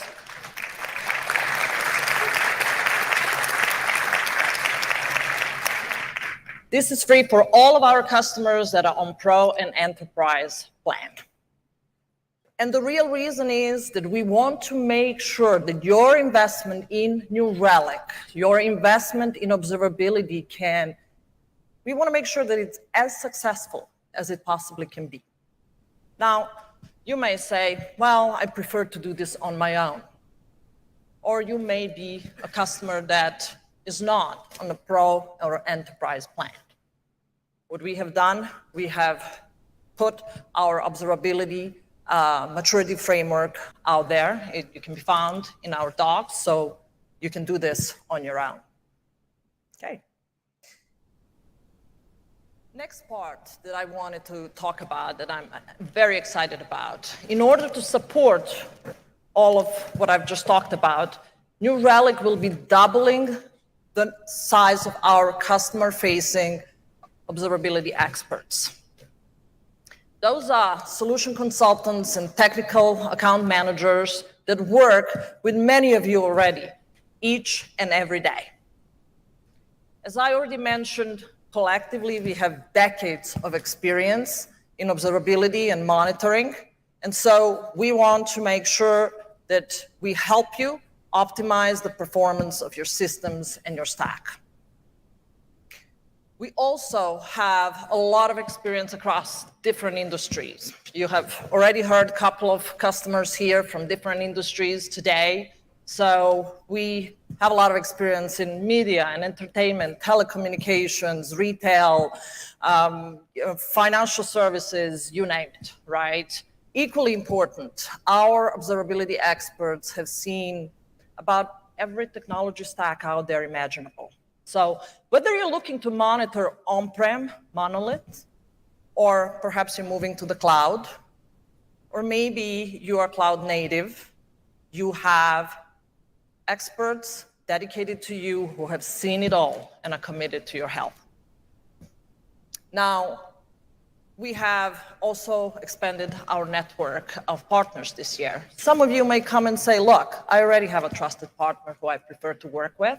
So we wanted to make sure that they are trained and also enabled and certified, that they know the best practices and that they have the exact same skill set like our observability experts. So we are all jointly committed to your success. At the end of the day, New Relic is successful when you're successful. So here at FutureStack today, I really hope, first of all, go out there, have fun. 3 things that I would like to wrap up with. Go connect with your account team, connect with your solution consultant, your technical account managers, talk to them about building a customer value plan for your organization. Next, go and check out our Observability at Scale talk track. We will be talking about specific best practices on how to drive observability maturity of your organization. And last, connect and learn from each other, okay? We have many customers here. You guys are at different phases of observability maturity. And I know many of you would be really excited and happy to share the lessons they've learned on their journey. With that, I'd like to welcome Bill back on stage. Great job. Thank you. Thank you. Wow. I really invite you to take advantage of the offer from Not On Team. It's a fantastic customer adoption organization. And I often talk to them about, for every dollar our customers spend, I want them to know how they're saving many dollars in cost or making many more dollars in revenue for their company. So take the team up on that, create those value plans so that you have the data and information you need to champion New Relic inside your organization and continue the partnership with us. One more thing, we've talked about dev and ops, DevOps all day long. And there's been a really common refrain in questions since I joined the company 2 years ago. Everyone says DevOps is great, but Bill, when's New Relic going to do something about security? My answer has been, not yet. We have our hands full with the transformation that we've been doing the last 2 years to bring you the world's best observability platform. But I'm really excited for today, because today we're ready to talk about security. We wanted to make sure we've got a strategy that serves you well and that really differentiates us from other solutions that are out there on the market. I'm really excited to introduce this to you. So let me actually just bring the man behind the strategy, Jonathan. Jonathan, come up on stage.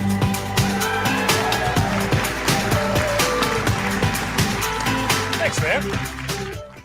Thanks, Bill. Hey, everyone.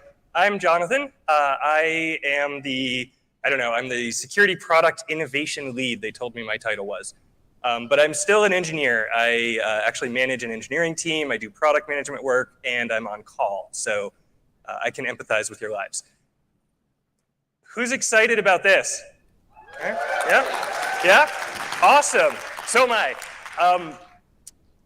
I think today has proven nothing if it hasn't proven that software is complex and that it's really a broad team company-wide effort to deliver great software and great user experiences.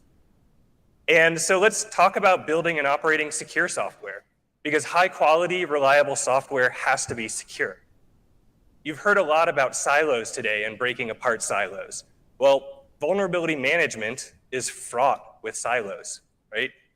It is a massive and growing challenge. Our applications are built by multiple teams and access dozens of APIs, third-party services, open source, cloud infrastructure, the list goes on and on.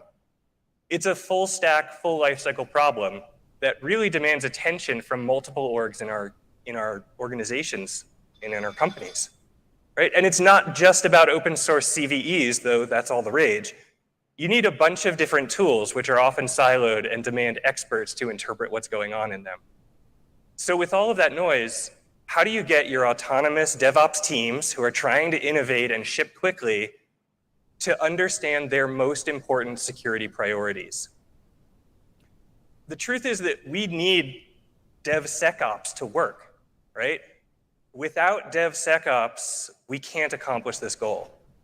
We need our application teams to understand, prioritize, and fix their individually most critical risks to our businesses. And to do that, they need a lot of fluency. They need to eliminate delays and confusion and rework. So what if you could unify all of the vulnerability signals coming from all of the different tools that you use already or that you might want to use in the future, and use observability context in New Relic's entity graph to really understand the risk from these different vulnerabilities? This is why we've been rethinking DevSecOps from the ground up through an observability lens and to create our brand new vulnerability management offering. We're not just recreating the tools that you already use. We are, in fact, using telemetry you're already collecting to detect vulnerabilities. We are also embracing an ecosystem of tools out there so that you can work with the existing tools you know and you trust, bring all of the information together in one place. Because full stack, full lifecycle security is not something you accomplish alone. We're going to integrate with your tool chain and are investing in a true first-class partnership ecosystem for this. So with that, I could talk forever, but to really get the point, I'm very excited to show you New Relic Vulnerability Management. So let's go to a demo.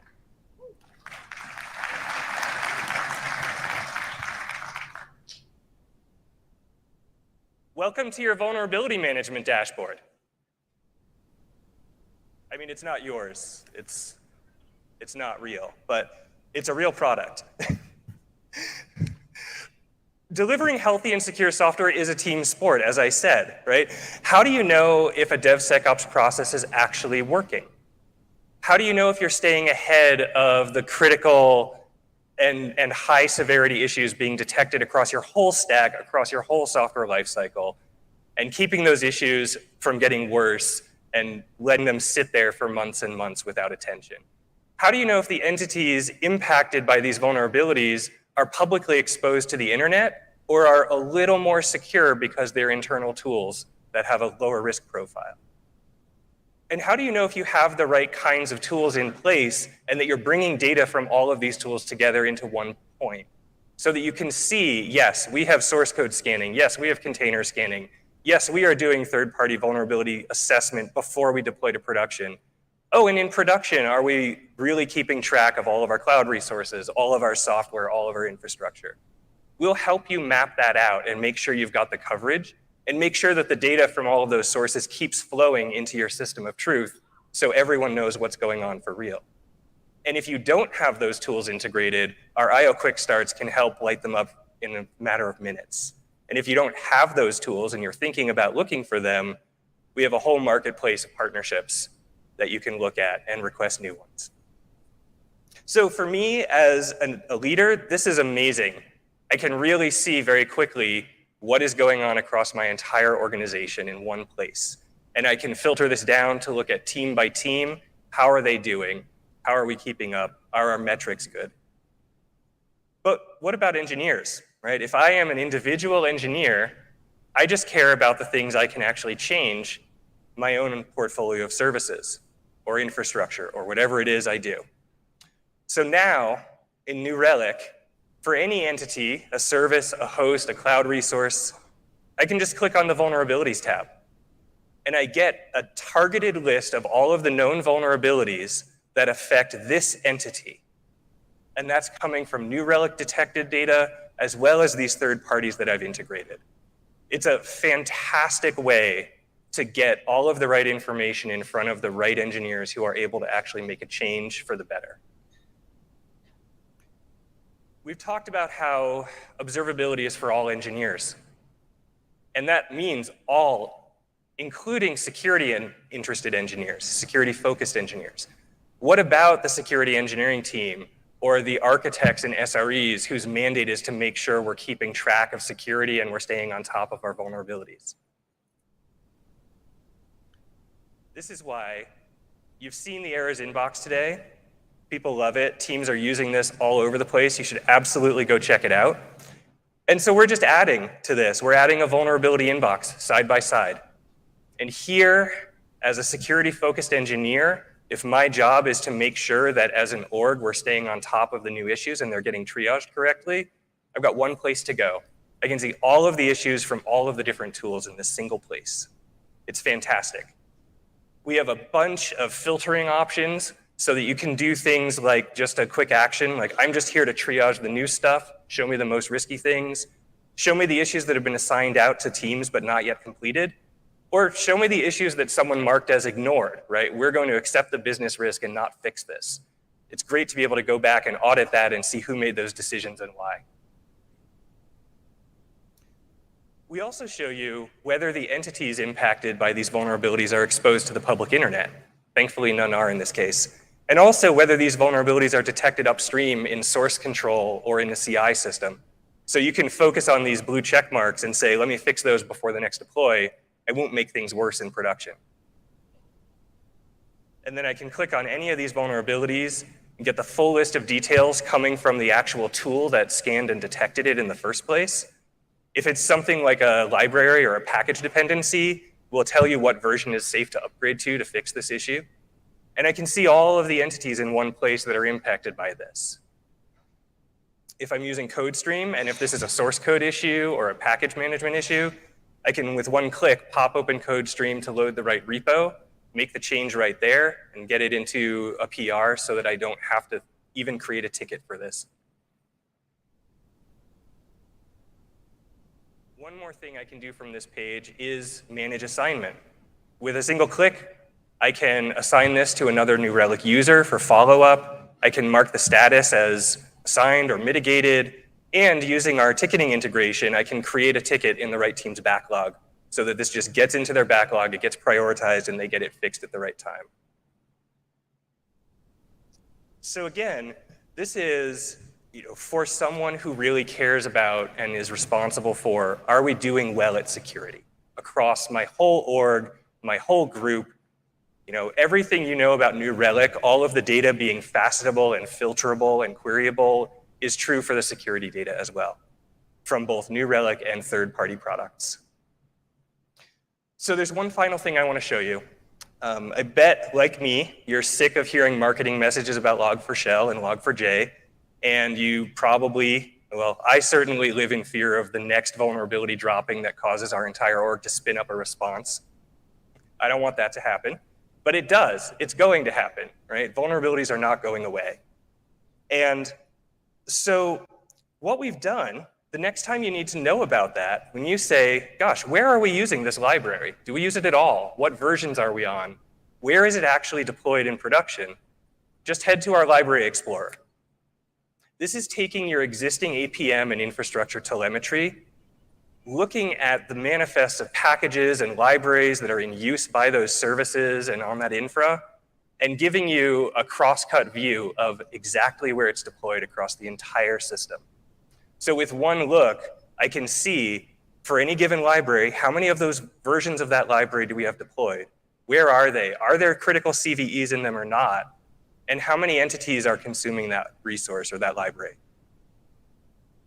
So the next time you get a phone call or an email or a tweet that says, hey, are we exposed to this new issue? You'll be able to just type in the CVE number and let New Relic do the work. There we go. So what we've done here is we've taken the CVE number, we've gone to the intelligence database, looked up the actual vulnerability, figured out if there are versions that are safe to upgrade to or not, figured out what library it's in, and then looked through your entire production and pre-production system to see, are we using that library? And are the versions we're using exposed to this CVE? From here, I can simply click on the library name and get a deep analysis of exactly what versions we're using and where they're deployed, and what all of the CVEs for the versions of those libraries we're using are. This is amazingly powerful. This literally takes weeks of time if you don't have this kind of vulnerability observability. And with New Relic, you'll be able to do this in a matter of a few seconds.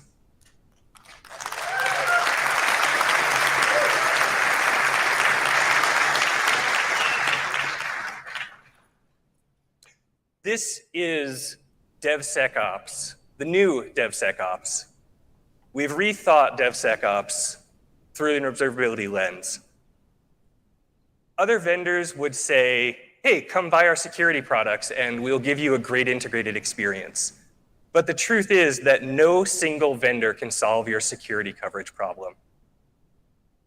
New Relic is the only observability platform that allows customers to easily integrate existing security data from this whole ecosystem of tools, which gives you the actionable data you all need in one place, and puts it into context so you can take quick action and you get rid of delays, and it's just so much better. This is amazing. I am so excited about this.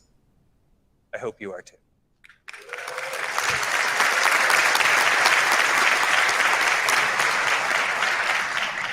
So, head to newrelic.com and sign up for the early access. I believe it's called sign up for beta on the website.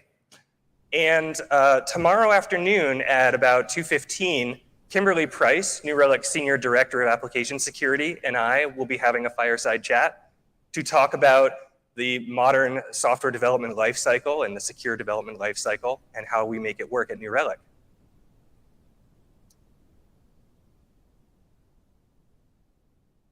As I said, securing modern software isn't something you do alone. Lacework is a valued New Relic partner. So please join me in welcoming Ufar, Lacework's chief architect, to the stage. He's going to talk more about modern app security and how security and observability work together for the best results. Hey! Thanks, John. Thanks, everybody, for letting me be here. So Lacework, like New Relic, really believes that cloud security is a data problem. So the cloud, when it arrived, offered us these infinite possibilities. Everything was going to be so agile. We're going to be elastic. We could take our existing operations and run them at Google scale 24/7. And in fact, many of those things are true. But at the same time, everything is changing all the time. Everything is agile and elastic. Your developers, the cloud environments, there is this constant churn. So operating in the cloud is really complex in ways that really did not apply to previous business computing. And this certainly is true for securing the cloud. So how do we even know what's going on in an environment where nothing stays the same, from day to day? Well, we gotta know. We gotta have visibility. Each and every one of you is not using all of those 2,000 new features that AWS is launching every year, one of those 1,000 new features that GCP is launching. You're using a subset. You have to actually know which subset am I using, where is that subset, how is it configured, and how is that exposed to the internet, to my critical databases, and so on. Where's my risk? But that's not enough. Knowledge of what is there right now is not enough. You also have to have insights. Where are things changing unexpectedly? What are the security critical configuration changes that are happening? What are the security critical software and code updates that are happening? Back to vulnerability, which John was talking about. And then you have to have some way of taking action and remediating and fixing those issues.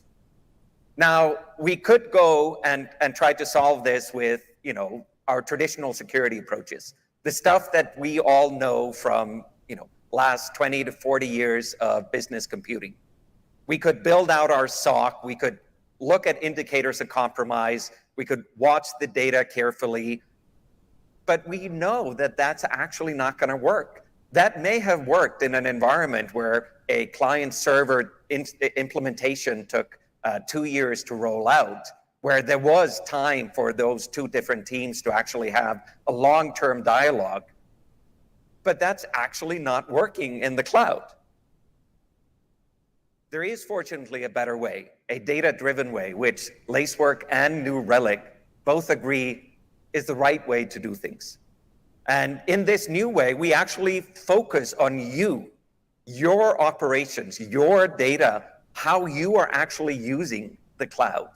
And we learn what's normal in your environment. It's behavior-based in that we're looking at how are you behaving in this steady, stable state. By knowing your architecture, how you've set up your databases, how you've set up your middleware and your load balancers and so on, we will know when things are changing in an unexpected way. When that particular front-end server all of a sudden starting to talk to a new external IP address, as happened with Log4j, Log4Shell, and we'll be able to say that's totally not normal, never happened before. We're using the data, not just watching the data. And we know we have lots of data because all of you are running at scales which are just phenomenal. Nothing happens just once anymore in the cloud. It's happening on thousands of containers, tens of thousands of hosts. Using that volume of the data and intelligence, we can give you the right alert at the right time. Now, New Relic and Lacework, we both really believe in this approach. We believe that you should be able to see all of your resources, whatever clouds they're in. We believe that you should be able to correlate risk from what's actually happening at runtime, whether that Java service actually has some classes for Log4j and so on, how that relates to what was written by the developers, where the image came from, and did the image actually not contain those Log4j classes? Maybe they were actually downloaded dynamically. We want you to know that, and we want that to be at the tips of your fingertips. And we want you to understand all of the connections between the entities, between the hosts, the containers, and so on. How is your architecture actually structured? If you have a Perl script that's running every minute in tens of thousands of containers and it's doing the same thing, we want you to understand that as a single entity. And if one of those starts behaving badly because of an exploit or because of a problem, then that should be highlighted. And finally, although I'm talking about security, mostly you're not worried about the hackers. If you're running in the cloud, fat fingering, mistakenly rolling out something that actually should not have been rolled out because it wasn't tested enough, that is the fear at the pit of the stomach of every single DevOps person I've ever worked with. You're operating in the cloud, you're operating at scale, making that mistakes that takes your operation down. That is the real security risk from the DevOps point of view. While actually understanding what's normal, tracking those config changes, seeing their effects is going to give you a huge step up. Now security is coming to you and saying, hey, well, you saw this unexpected change. is this normal? And you can go, oh man, I didn't realize that would happen. So, New Relic, Lacework, 1 and 1. We know that the sum is greater than the part. So 1 and 1 together is 3, at least in binary. And that's what we want to bring to you. We want to bring you an unparalleled view into your DevOps and your security stance using data. Now, please visit Lacework in the Flow area. We have a booth, and we can tell you more about our Polygraph data platform. And then there are talks by Aaron, who's going to tell you about how West Virginia is tied to DevOps, and by Adam Larson, who is formerly at New Relic, and he's going to talk about whether we ever have Devsecops healthy ecosystem. So with that, thank you, and I'm going to welcome Peter back to the stage.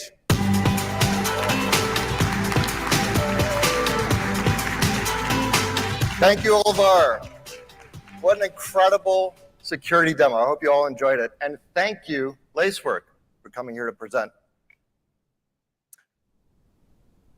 Software is the most creative, powerful medium of our time.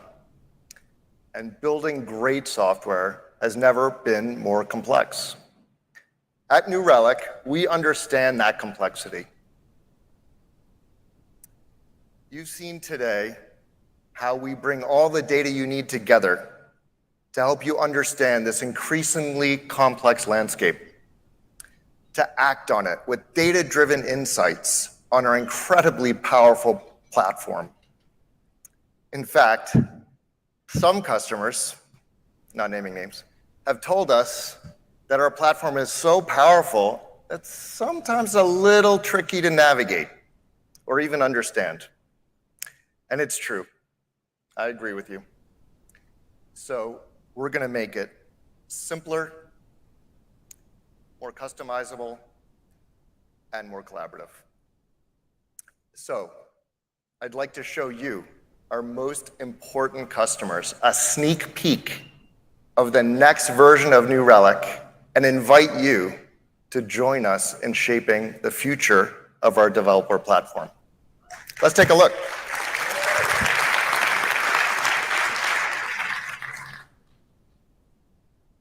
All right, so you can see right away, we've got a super familiar, easy to understand left rail navigation. That makes it super easy to navigate through the system and always understand where you are.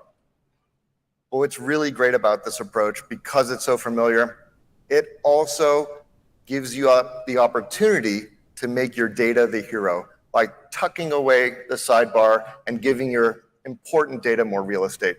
I really love this mode of navigation because it still allows me to see what everything is, and yet I've got more room.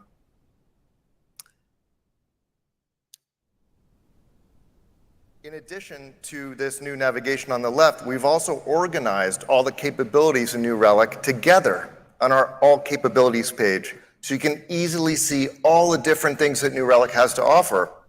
And because we're a platform, you can even create your own new capabilities, which will be listed for everybody in your organization. It's super easy to get started, and you can add this to your New Relic account. Now, I don't know if any of you have had a chance to look at our new service levels capability. I love this. It's amazing. And so I always find myself navigating to this page. And I can get there from All Capabilities. That's pretty easy. But since I go there so often, wouldn't it be great if I could just make this part of my nav? So there it is. Now it's just one click away. And even better, like let's say I'm not really a mobile dev, so I don't really pay too much attention to what's happening there in my company. So I can clean up my interface and unpin the items that I don't use as often. Now what's important here to recognize is that you can think of the left rail as just the shortcuts to those applications you use the most, but all of those capabilities are always going to be available to you on this All Capabilities page. All right, next we're going to look at how we've improved the add data experience. So I'll click here. And what we've done here is simplified all the different ways that you can get started with New Relic. Between our add data experience, our IO quick starts, we've created one unified experience that helps you get started more easily. So as you can see here, there are 674 quick starts that are available. And just like our capabilities page, this is an extensible platform with open source solutions that you can contribute to. So if you want to create your own way of onboarding some of your developers within your organization, you can do that and add it to this catalog. In this example, I'll show you how easy it is to get started instrumenting a Kubernetes cluster. And if you haven't done this recently, you'll love our improved, simplified experience. So I'll open this up. All I have to do is pick a name for my cluster. And then I can make several selections, such as if I want to scrape all my Prometheus endpoints or gather log data, I can set that up with just a couple of clicks. And once I go through there, it gives me exactly the right command that I can copy and paste into a terminal and get started. So it's that easy. Now we said that we wanted to make it simpler, we wanted to make it more personalized, and we also make New Relic more collaborative. Now, let me show you how we make it more collaborative. On every page of New Relic, we're adding a new collaboration capability that we call discussions. So I can pop this frame open and discuss any page within the service. So you hear we're looking at some log data, and some of my teammates are going back and forth discussing what they're looking at. And what's great about this is you can have the discussion right alongside the data. So everybody's gonna know exactly what you're talking about. You can even capture screenshots and share them. Because most of our customers tell us what they do in this scenario is they're going to take a screenshot of their entire New Relic screen and then go paste it over in Slack. Well, this improves upon that in two ways.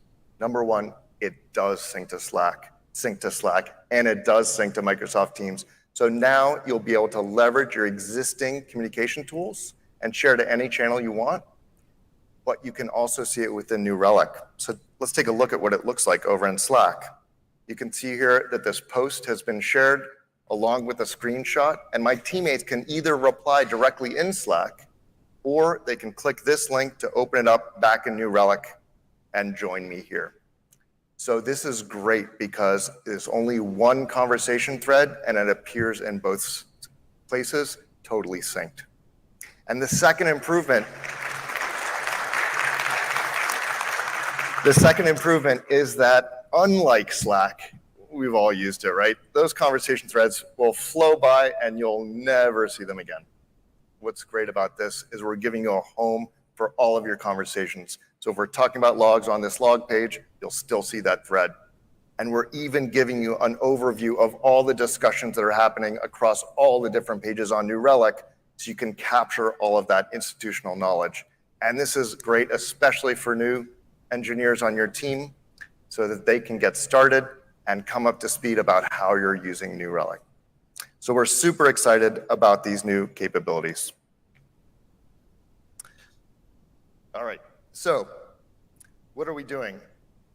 We're making it easier for you by making New Relic a simpler interface. And that simpler interface, you're gonna love your out-of-the-box experience. It's so much easier to get started, to get to your data more quickly and address your critical needs. We're making it more personalized so you can customize your user interface, whatever your job function or tech stack. And we're making New Relic more collaborative. As you heard John say, software development is a team sport, and our new discussions feature are available on every page of New Relic. They automatically sync to Slack and Microsoft Teams, and they capture your institutional knowledge. So when a service fails, you'll very easily be able to see what you did last time to fix it.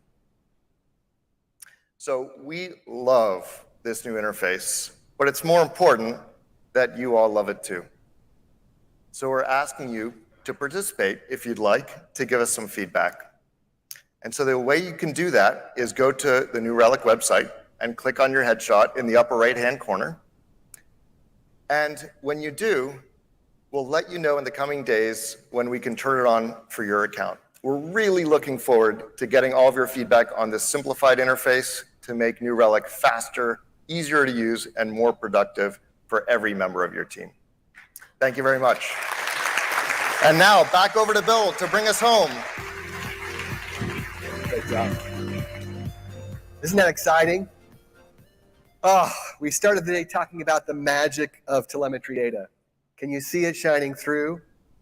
Developers, operations, security, experiences that span engineering teams and bring new innovation to help you run your business. We have delivered so much innovation this year. I am just blown away by the creativity and the hard work of our product team. And today, we introduced even more new things for you to start engaging with and trying out. And you'll learn about things that we couldn't fit into the keynote as you make your way around the breakout session. So strongly encourage you to do that throughout today and tomorrow. I want to close with maybe something that's less exciting now that we've got all of that cool technology and innovation out of the way. But it's an important reality that we all have to deal with, which is the cost of observability. I can honestly say that when we thought about how to price our platform, we put you at the center. We wanted to come up with a pricing model that solved a number of different problems. We wanted it to be simpler, easier to understand and budget for. We wanted it to be more predictable. And we chose intentionally this user and data pricing model to pay that off for you, to bring those simplicity and predictability characteristics to your observability cost. We chose the user-based pricing because it's easy to understand how many engineers are in your company that need access to New Relic. And ultimately, we want to bring that value to every one of your engineers, as we've been talking about today. We also chose the data price meter because data is where a lot of the cost is. We wanted to contain that cost, limit the expense of your data to allow you to instrument more of your systems and get the value of that data in front of every one of your engineers. So why is this platform pricing better? We believe it's better for a number of reasons. First, you only pay for those users once. You may wonder, like, wait, Bill, no other observability vendor charges for users, so what are you talking about? I'll submit to you, they do charge you for access to the data. They just bake it into the data charge. With New Relic, we keep the data price low so you can instrument everywhere and charge you once. So every full user has access to all of the data, all of the telemetry about their project, and all of the dependencies around it. The reason that you can see that show up is in our low incremental data costs. We charge by gigabyte. So maybe if you're using other tools that charge by the host or charge in other meters, it might be hard to do that translation. So let me show you. Our effective incremental host cost is around $4 per host, compared to others who charge 4 or 5 times that amount. It means you can instrument 4 or 5 times more of your infrastructure or collect double the number of logs and still save money with New Relic. Last, I'll invite you to make sure you read the fine print. Some of our competitors have incredible stipulations around how they charge you for data. For example, some competitors charge you at the 99th percentile. That means if you have a huge sale moment on one day of the month and you ramp up your infrastructure by 10x, you're going to be paying for the entire month at the 99th percentile. And not only that, but they'll charge you above contracted rates for that extra capacity. At New Relic, we're auto-scale friendly. You only pay for the data you send us. So you scale up your infrastructure, you pay for that additional telemetry. The minute you scale it down, you're back and saving money. Those are real value savings we're passing along to you. For 2 years now, since we introduced the 25 cents per gigabyte model, we have been cranking out innovation around the data platform to make it the world's leading telemetry data platform. You can see the list of more than 30 updates that we've delivered for you over those past few years. In the spirit of transparency, I wanted to remind you of the announcement we made a few weeks ago, which is we are increasing the price of our standard data plan to now 30 cents per gigabyte starting June 1st. Of course, many of you are under contract with New Relic, and the price that we have agreed upon for the duration of the contract will remain. And then as you go up for the renewal conversation, we can have that conversation around the renewed rate.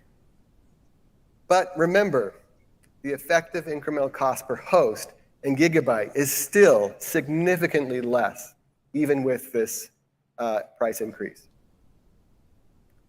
In addition, in response to many of your demand, we have added multiple capabilities, which originally were available for purchase a la carte, and we're now bundling those together at a discounted rate with a new Data Plus offering. So if you're looking for capabilities like higher query limits, long-running queries, streaming export, historical export, etc., you can now get those at a 50 cent per gigabyte rate with additional headroom and retention limits on all of your data. That's also available, the Data Plus plan, June 1st. Now, I talked before about the value plans and how we want to partner with you to make sure that for every dollar you spend, you're saving money. I want to make you an incredible, I think, one-time offer. As we've spoken with customers about the power of this platform and how we can help you to get all of your teams in one place to take advantage of it, we've heard feedback that one of the challenges is a chicken and egg problem.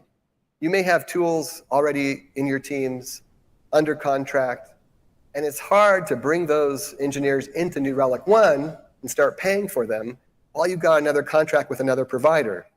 And yet, if you don't bring them in, how do they get ramped up and trained on New Relic in time before the contract ends? We want to solve that problem with you. So we are introducing a new Observability for All incentive. This allows you to jointly work with us on a strategic plan to standardize on New Relic. We'll build with you that value plan, that implementation plan that helps you consolidate tools. But we won't wait until your engineers are ready and able to move off. We'll unlock every one of the engineers in your organization from the start without any additional user cost. That allows us to work together on the implementation plan, get you ready to bring those engineers onto New Relic, again, without paying any additional user cost. And then, as those contracts roll off and you're able to begin paying for the users, you can begin at the negotiated rate. In that process, we can save you hard costs on budget, and we can bring to you increased productivity and greater engineering satisfaction by having your engineering teams in one place. And if at any point in time along that journey, it's just not working out for you, your engineers aren't satisfied, you can cancel at any time. If this is interesting to you, I would invite you to email us, Ollie for All, that's O11 for all at newrelic.com, and tell us that you're interested. We'll put you in touch with your customer pod, that customer adoption team, and we'll begin that plan right away. With that, we're at the end of the FutureStack 2022 keynote. I want to wrap up by expressing again my gratitude for you traveling out today, all those who were able to join us in Vegas, and all of you who are streaming online. I hope the content was informative. I hope it leads to even better results for you and your teams. And thank you again for being a New Relic customer and partner. Hope you enjoy the rest of the conference. See you around.